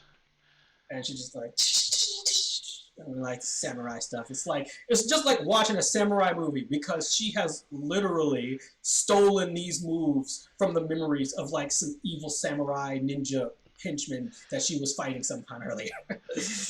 And like this thing looks like it's a person, but like it looks like it's like skin is like drywall or something like that. Yep. As you're herding the people past towards the Cinnabon. You see a panel of Donovan making these big flashing red arrows pointing to the Cinnabon. Mm-hmm. That way. Just keep going, people. And for lack of Move. any better direction, people are doing that. You hear this loud like crack and thrum and the sound of like many things coming from where the roof had been opened up. Pick up the pace, people! Pick up the pace! They're coming! Lucas is like grabbing the people at the very back who can't move as fast, like trying to like lift them up and run them, except he's not that strong, so it's more like he's pushing them. Squeak! Like Fenrir is pretty much like made one gate where a bunch of people are at and another gate where the Cinnabon are at, and it's just telling people like to go through the gate so they can go to where the Cinnabon is at. Yeah, you're able to, using your various methods, get people to the Cinnabon relatively quickly before things get super worse. What now? All right. So, this like place that they wind up in, it's a they wind up in like. Oh, go ahead. I was gonna say I don't think we've left yet. We're at the We haven't Cinnabon left now. yet. Yeah. Right. You're still currently holding off a beastie. Right. Okay, I apologize. I thought that you guys got in the sanctuary. Never mind. Oh no, we just filed everyone to the Cinnabon. You got them there, but Okay. you need to open the way. That's Yeah, waiting Exactly, for Layla. exactly. Yeah. Right. So yeah, I'm still in combat with this thing. What I'm going to try and do now is use my other power that I have, my other ability that I have.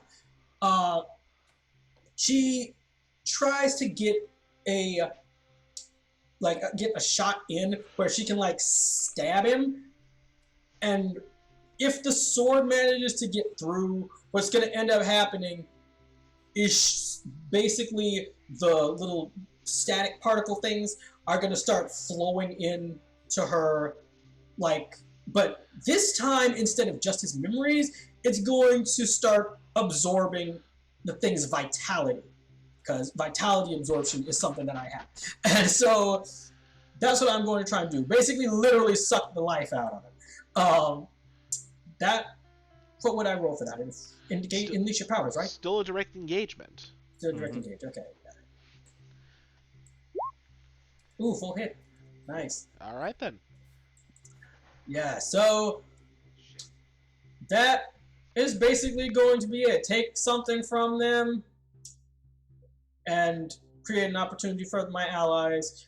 And by taking something from them, just take as much vitality, as much life force from this thing as I possibly can, as the sword transforms into like this sort of syringe-like thing that just starts sucking out just nothing but static stuff that she like pulls back on it, and it's like this gigantic syringe type thing. And its mouth is just locked in this silent scream as it freezes into place and then like starts to crumble as it can't support itself anymore.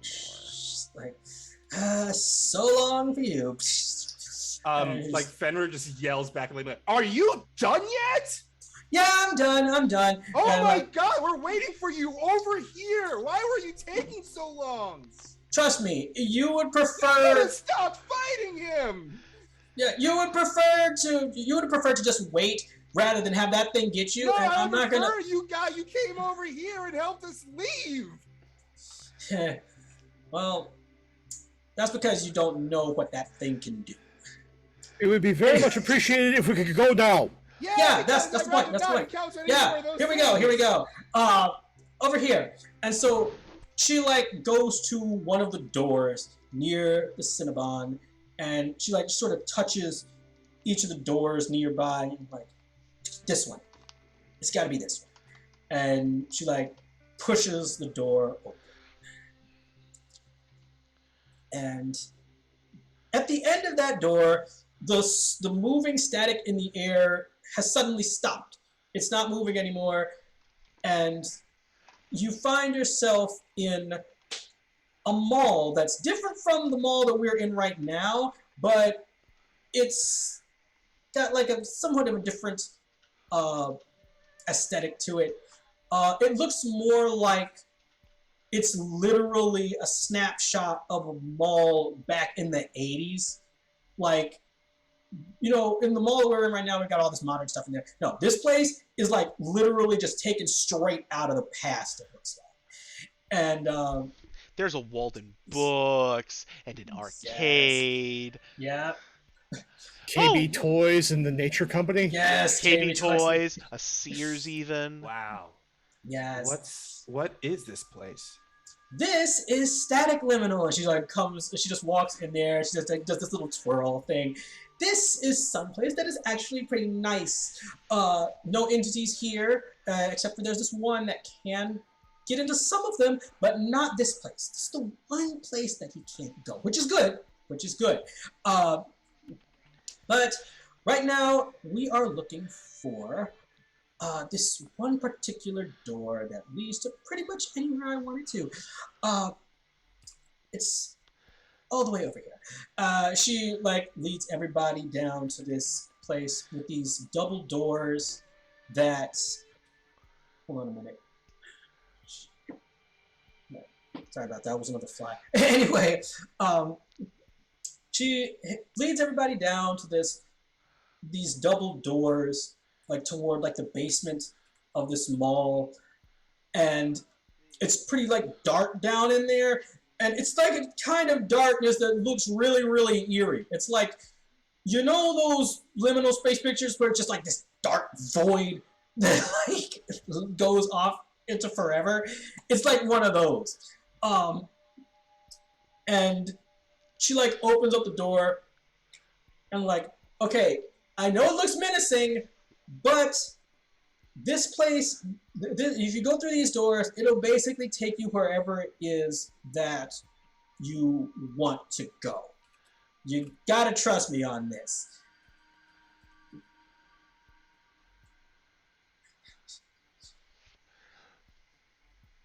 Do you trust her? Will it get everyone out and home? Yes, it will. It will. I'm gonna be honest with you. I don't trust you, like at all. I understand whatsoever. I don't trust anyone in this space, to be honest. But understandable. If it means, I don't trust you, Magnus. Yeah, I understand it. I wouldn't trust me either. I know it's more of a thing that I just got resurrected kind of situation that I don't trust him. But right. You look like you have a good heart, so thanks. I mean, don't let it go to your head. It means it would probably would work if I believed in you. Didn't trust you, but I'll believe in you. Well, I'll give you a reason to believe in me. No, all right. Okay. All right. So everybody, when you go through the doors, think happy thoughts. Think of home. Think of where you want to go. It's just like in that movie with Peter Pan, and you think of it. You think of something, you go, and I am not thinking happy thoughts. Don't tell me that's really how it works. It kind of is. You just got to think about where you want to go, and the door will take you there. I'm not thinking happy thoughts. I'm not doing that whole thinking of the power of friendship positively bullshit. Nephew, you don't have to think positive. You have to think pizza. Right. I don't know what pizza is, but it sounds amazing. Oh, you know what? I'm going to have to show you that. Oh my god, it's. Wait, you've never had pizza? What the? I just woke up. Right, Look. There's right, a right. whole story behind this. Let's just Right. try our best to The fix people are this all waiting of for one this. of you to go through because they are Right. not going through So, themselves. Lady Liminal is the first one out. She's the first one to go through.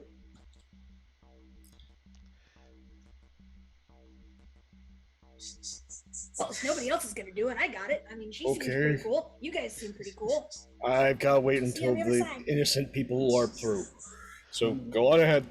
Lucas comes And- through, He's thinking of home. and He wants to go home. he'll essentially walk through the front door of his house. Um, Mom, Dad, I'm home. That was fast. Yeah, my times are getting faster. That's great. I got some new shoes. New shoes? Oh, cool. Yeah, sure. Show us. Yeah, thrift store. It was really cheap too. Really comfy for how cheap they were. Really got a steal on these. Nice. Love a good deal. Who's next through the door? Donovan will walk up and just be like, "Well, it was a really weird day meeting you guys. See you when I see you." And he opens the door, and he doesn't end up at a house. He ends up at like a dirty corner park, like one of those old school, like they didn't care how metal everything was, and it would cut you up and burn you. And he just goes and sits on one of those metal swings for a bit. Weird day. Fenrir walks through the portal, and he was thinking about pizza because that's what was told for him to think about. And he's thinking about pizza over and over. He doesn't know what pizza is. He's just thinking about pizza and that it is fantastic. And he steps through the portal. And you walk in. Clink, clink, clink. Welcome to Frazzetti's. Table for one? Yes. What's pizza? Oh, kid, we have got so much to teach you. Oh, well, I guess I'll sit. And he like sits down at a table, and he's like, give me all the pizzas you have. Let's start with the basics. Do you eat meat? Oh yeah, I do. All right. And it takes a few minutes. What kind of drink are you getting, kid? All of it. Actually, what do you have to suggest? I'm kind of new in town. Not from around here. Not the first time. Let's start with the Coke, and then after a few minutes after he gives you the soda, it comes out, kashunk, and it's a it's a steaming hot circular dish.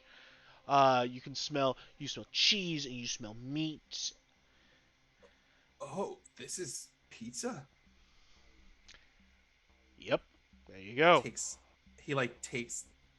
up a piece of it, and peels the cheese off, sniffs it, and he just devours it. Like it is the most delicious thing he has ever eaten. He's just like grabbing slice after slice, eating one after another. Another happy convert. Mr. Frazzetti heads back into the kitchen to continue to make. Next.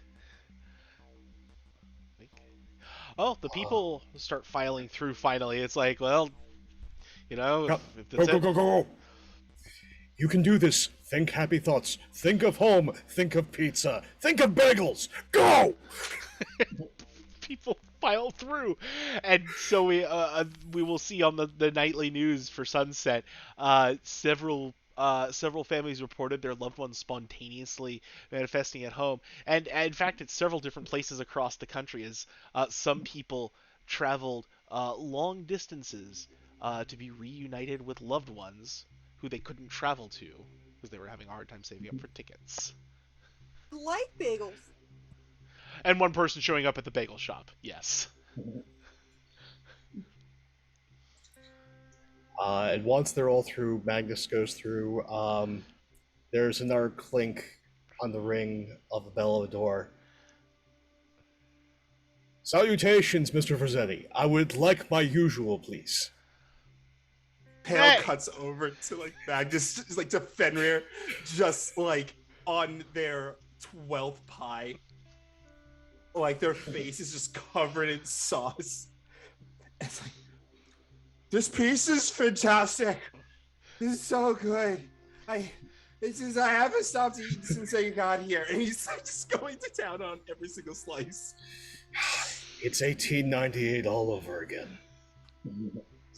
And so, as Lady Liminal, we catch up back with her, as she was like the first one out there. She actually comes out through another door, but it's still in liminal space. She is in a house. There's like this other house that's like in the same sort of general area as that mall sanctuary of hers, because once you zoom out, you realize that her sanctuary isn't so much just the mall, but it's like an entire like little town that's just usually just completely empty. And so she's like at this place, and she just sort of like goes through this door. She's like, all right, hopefully the fact that I went in there first let them know it was safe. Let's see what we got here. And she like pulls up 4 puffs of smoke, and each of them have the faces of these new friends of hers that she's just met. Lucas, Magnus, Donovan, and Fenrir. Interesting.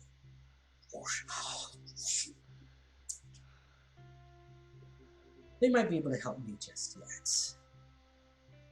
And so she like heads out of one of the other doors and winds up in the area where Donovan was, that little park with the swings.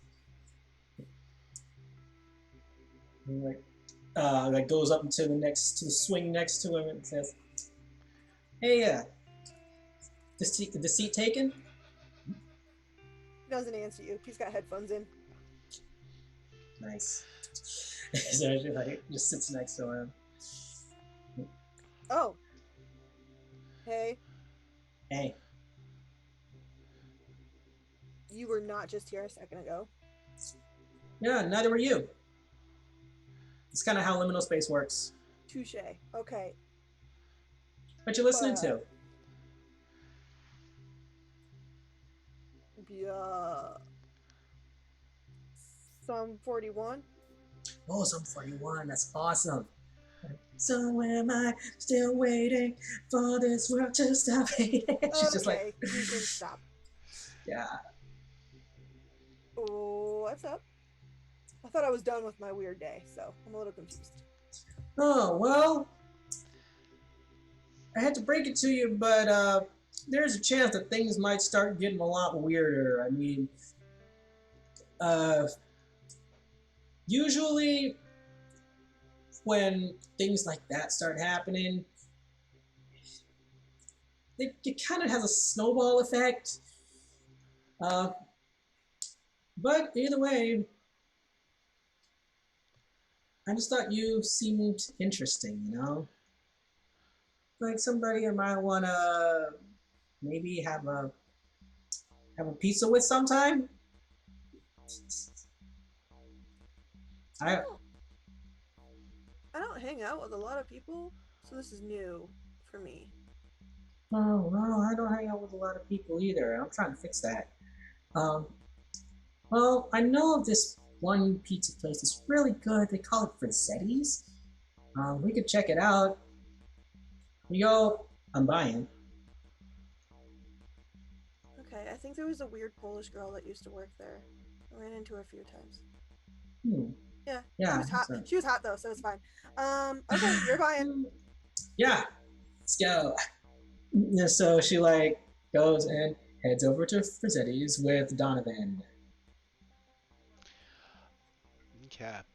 And I think that is actually the perfect place for us to end our little prelude to our next volume of Sunset City. Which, if you looked at the title, it's going to be some big myth energy going on here. So, is there anything else that are that we need to know about our heroes before we dive into things, or are we just ready to jump to the outros?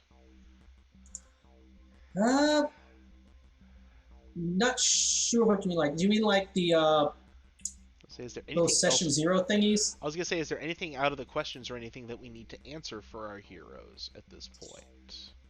Hmm. I will. For All right. me, actually that's something I could work on later on. Actually, Okay. yeah. Yeah, probably. I can go ahead and give influence to 3 of you because I'm supposed to. I care more than I let on, and so you Right. guys automatically have influence over me. And I'm supposed to give influence to 2 of you.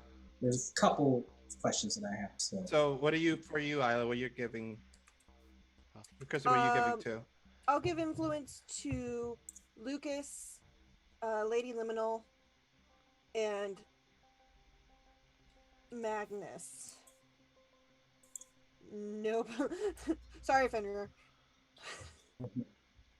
I mean, I'm fine with it. Once you hear mine, you'll see why I'm fine with it. Okay.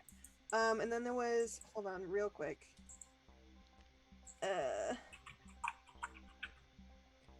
Relationships. I keep trying to impress Magnus with my antics, and I have a feeling me and Lucas are gonna pull an awesome, if illegal, heist at some point.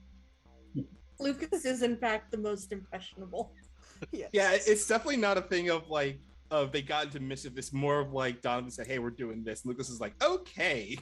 Yeah, Donovan's gonna corrupt. This pairs nicely with Donovan is awesome, and you take every chance you get to hang out with them. Donovan is And awesome.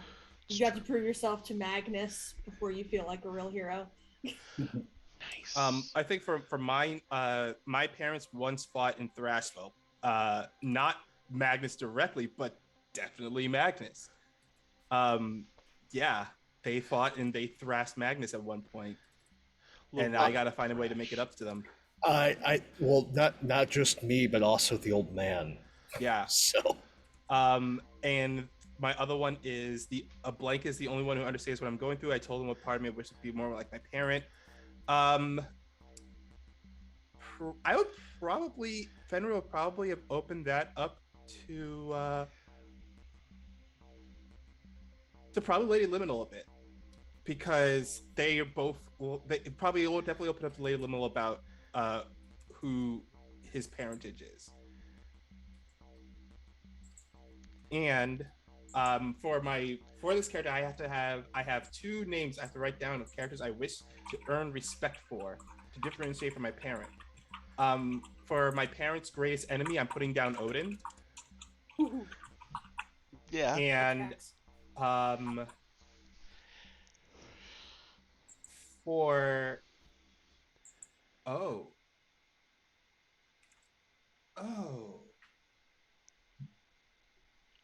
for the city's greatest hero, I am going to put down, I want to earn the respect of that person, because the city's greatest hero, it's not this, it's one of the city's greatest heroes, and it is oh, this is going to be a nice little callback. It is going to be it's going to be Beowulf. Oh. It is the reincarnated Beowulf that they fought at Ragnarok. No, Helga. Yeah. Oh hell. Yeah. Yeah. That's the other Nice. one.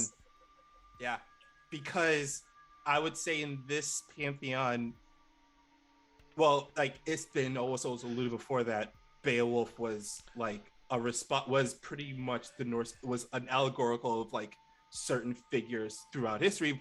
For them, it was supposed to be like an allegory to tell Jesus to the pagans. But I'm taking it within the fact that in this way, in this world, Beowulf was also a representation of Tyr. So yeah, that's the reason why he's trying to earn the respect of Helga. Cool. That Awesome. that's very interesting that we said that one says that. Yeah. Okay, so I will say, mine. sorry. Oh, Rick, and my two influence. I give influence Yeah. over two people. I'm giving influence because the team may be the key to proving you're different from your parent, but you don't want to be defined by your peers either. So give influence to two teammates. I'm giving influence over to Lucas and to Magnus. Okay. Let's see. So with mine, let's see. So these people matter for what you need to do. Give influence to two of your teammates. I'm going to give some of my influence to Donovan because she's got a bit of a crush on him. By the way, that's also going to come to under my relationships. One of them is you'd love to kiss blank before your doom comes. That's going to be Donovan. So let's see. Everybody loves the disaffected And guy. the second person to give influence to be influenced by is probably going to be Magnus, because Magnus seems to have that, that leadership spirit, and so she trusts his judgment. Let's see. I've told Blank about my doom and the danger that I'm in. That would probably be. Actually, you know what? Maybe Magnus would be the best for that one too, because again, it would be somebody who she feels like might be able to help her with that situation, and since Magnus, knows a lot about that kind of stuff, yeah. So some of the other backstory questions I already know. The first one: what did you want to do? What sanctuary? Why you oppose nemesis? Obvious. Who outside of the team is crucial to defeating my nemesis? That's one that I'm not quite certain about. I can contemplate. We'll contemplate on that. Yeah. That's something that. I think we'll work on that between weeks here. Yeah, that's more of a GM thing. And why does the team matter to you? Because she feels like they might be able to help her with her little plan that she's got going. So yeah, she's probably gonna start, Tony Starking with these guys. Like I'm putting a team together. Like at the end of those stingers. I'm kind of amused that it started with Magnus. Like I need to figure something out, and then it actually ends up being Lady Liminal. No, let's keep this ball rolling. Yeah. Lucas is doling out 3 influences to Magnus, Donovan, and Fenrir. Yep. This boy gay. He gay. It's fair. Very fair. Yeah, I think unless there's anything else people have that they've got that burning desire for. One last thing. I need to do the influence thing. Go. Good news, bad news. Here's the thing with being legacy. You are a part of this team for better or worse, and you care what they think. Give influence to all of your teammates. Oh wow. Oof. Yo. Also, for relationships, to do some like down toy or off issues stories. You once got caught doing something that shames your legacy with Donovan.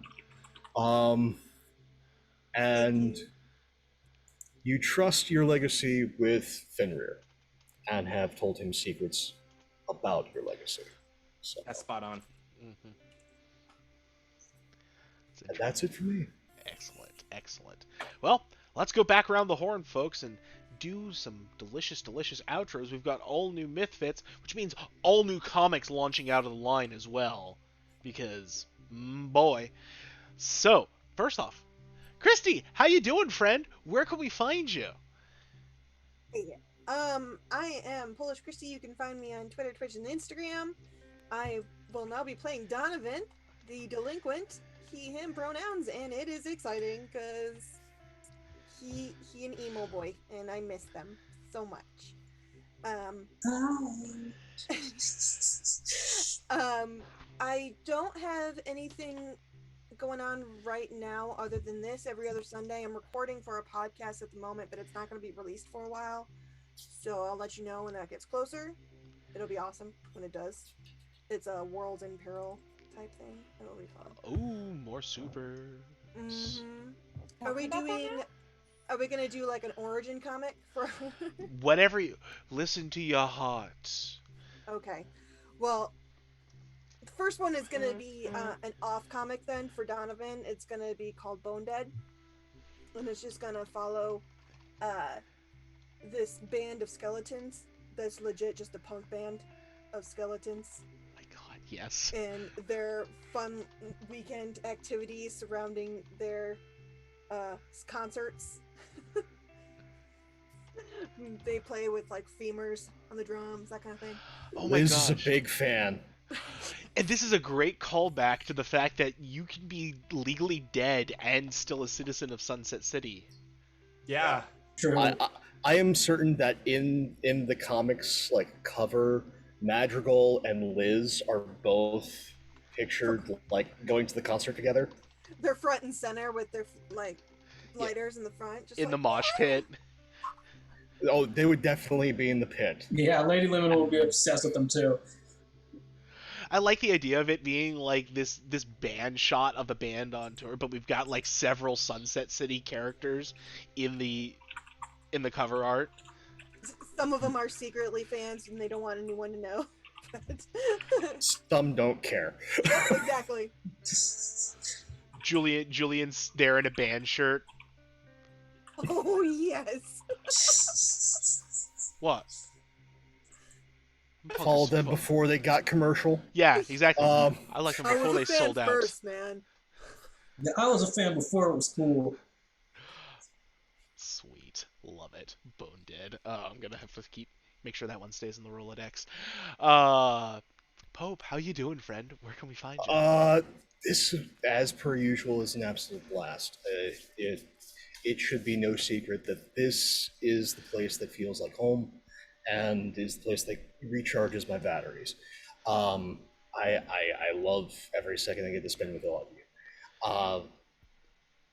As for me, if you want to see more of this particular space, you will get opportunities coming soon. Question mark. On that note, do keep your eyes peeled on Weave the Tales Twitter. There is going to be a lot of shows coming up for the fall season. By all means, there's going to be calls going out soon. Keep your eyes peeled. Please sign up. I can already tell you 2 of the calls that are going out. First one should be going out tomorrow, and that is Dune. I thought that call already went out. It went out on the Discord, but it hasn't gone out on Twitter. So Fair. It goes out live in public tomorrow. And then continue to keep your eyes peeled on that Twitter, as Aliens is going to be coming to the channel.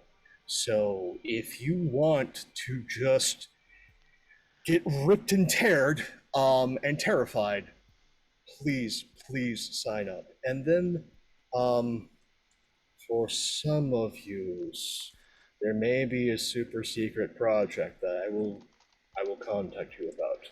Ooh-hoo. Keep your eyes peeled, and the Pope signal rating.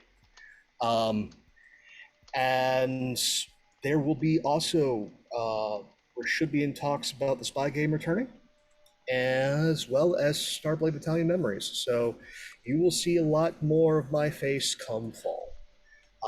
With that being said, we have another issue of Thunder. now that things have happened between the original Mythfits, I think this issue is a lot of him of it's called hitting the pavement, and it's pretty much Magnus familiarizing himself with Sunset, with the people they're in, and establishing relationships or antagonists. As he has we see in there a friendly rivalry with Gorilla Ice. Um, they they just get a kick out of kicking each other's ass. And it's like, okay, I guess it's a Friday, time to go and throw down. Um, but we also see a sort of um, different turn for one of Sunset Cities, as him and Liz come to blows. And they do not like each other at all. Maybe if you pulled the hammer out of his ass, he'd be more fun. Maybe you should stop trying to peddle its souls, witch. Um, but yes, as we see, maybe the enchantress to this Thor.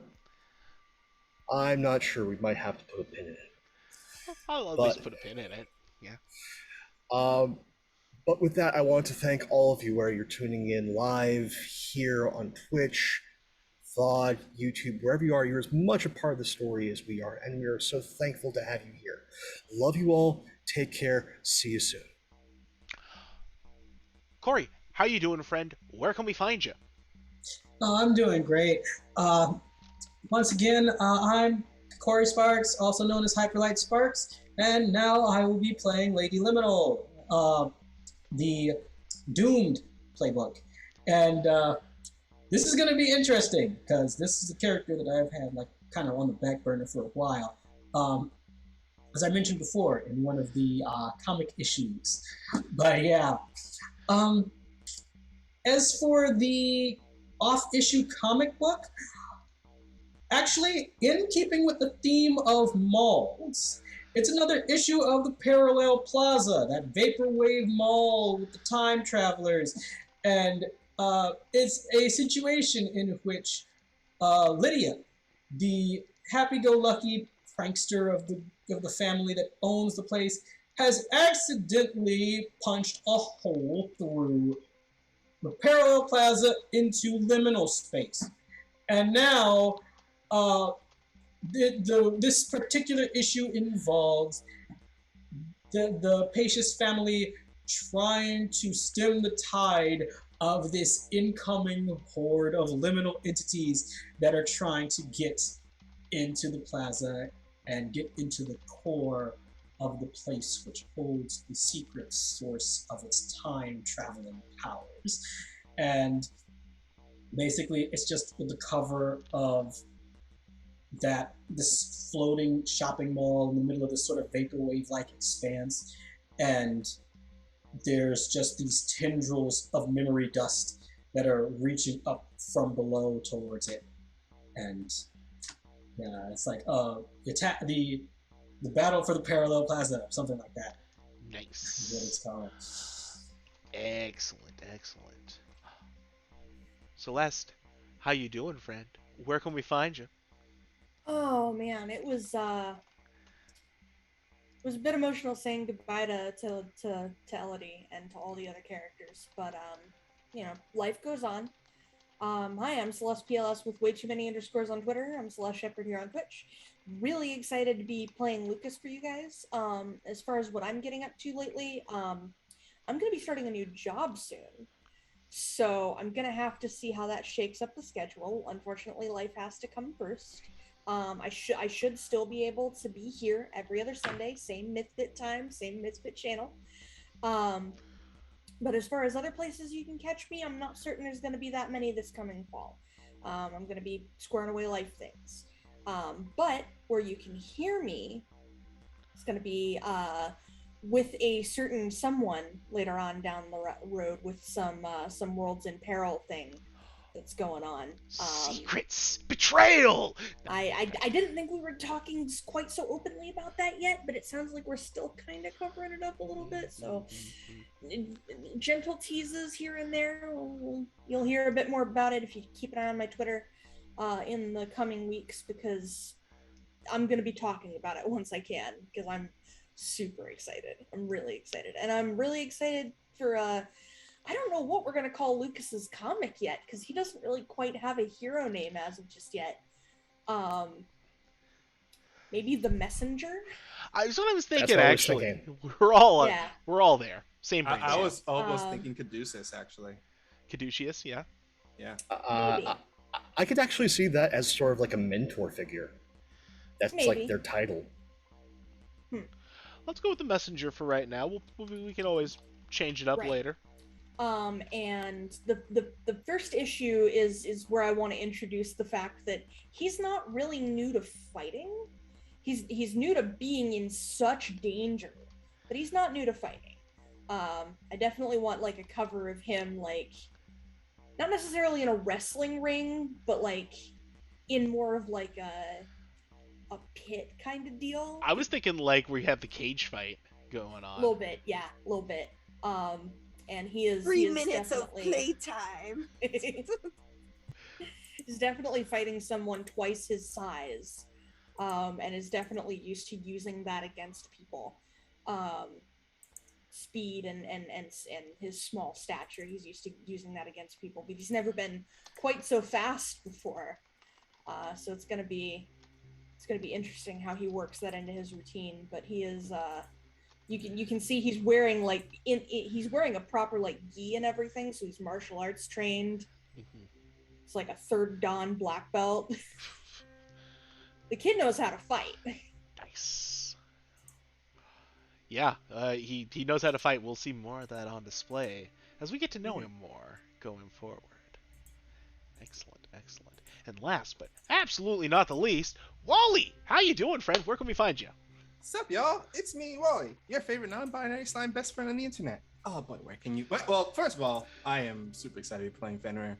I am very excited to be playing because this is going to be a different kind of character for once that I'm playing. I'm playing a character that's not, running headlong into things, one that likes to think things out for once. So it's going to be pretty interesting to play this character. I'm very, very looking forward to it, see the path they go with it. Where can you find me? You can find me right now. You can find me tomorrow night over at Infinity RP playing some Flames of Freedom. We are in our third session. Yeah, about a third session going to this week. This will be our third session. We've been having a lot of fun. Flames of Freedom is a fantastic Zweihander offshoot of a game that basically uses Zweihander engine and places you in 1776 revolutionary times. It's Hamilton meets Call of Cthulhu. You can never go wrong with that. You can see me playing along with some other great people. It's a lot of fun. I can't wait to play this game. I've been having so much fun with it. I have a bunch of other stuff and we're working in the process that I can't talk about just yet, but they are in the works. This is a new comic for our boy Fenrir. The comic is called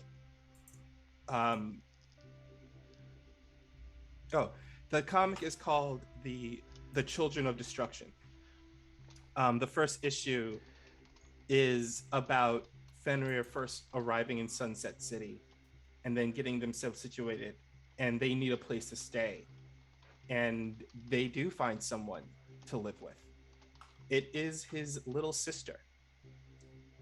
The reincarnation, because just like him, when the chain broke, other figures of Ragnarok were brought to this world in a way the same way as him, and one of them is his little sister, Hel, and he's living with her currently right now. So yeah, let's see how that goes, because I see that the Children of Destruction comic is very much a not an action comic.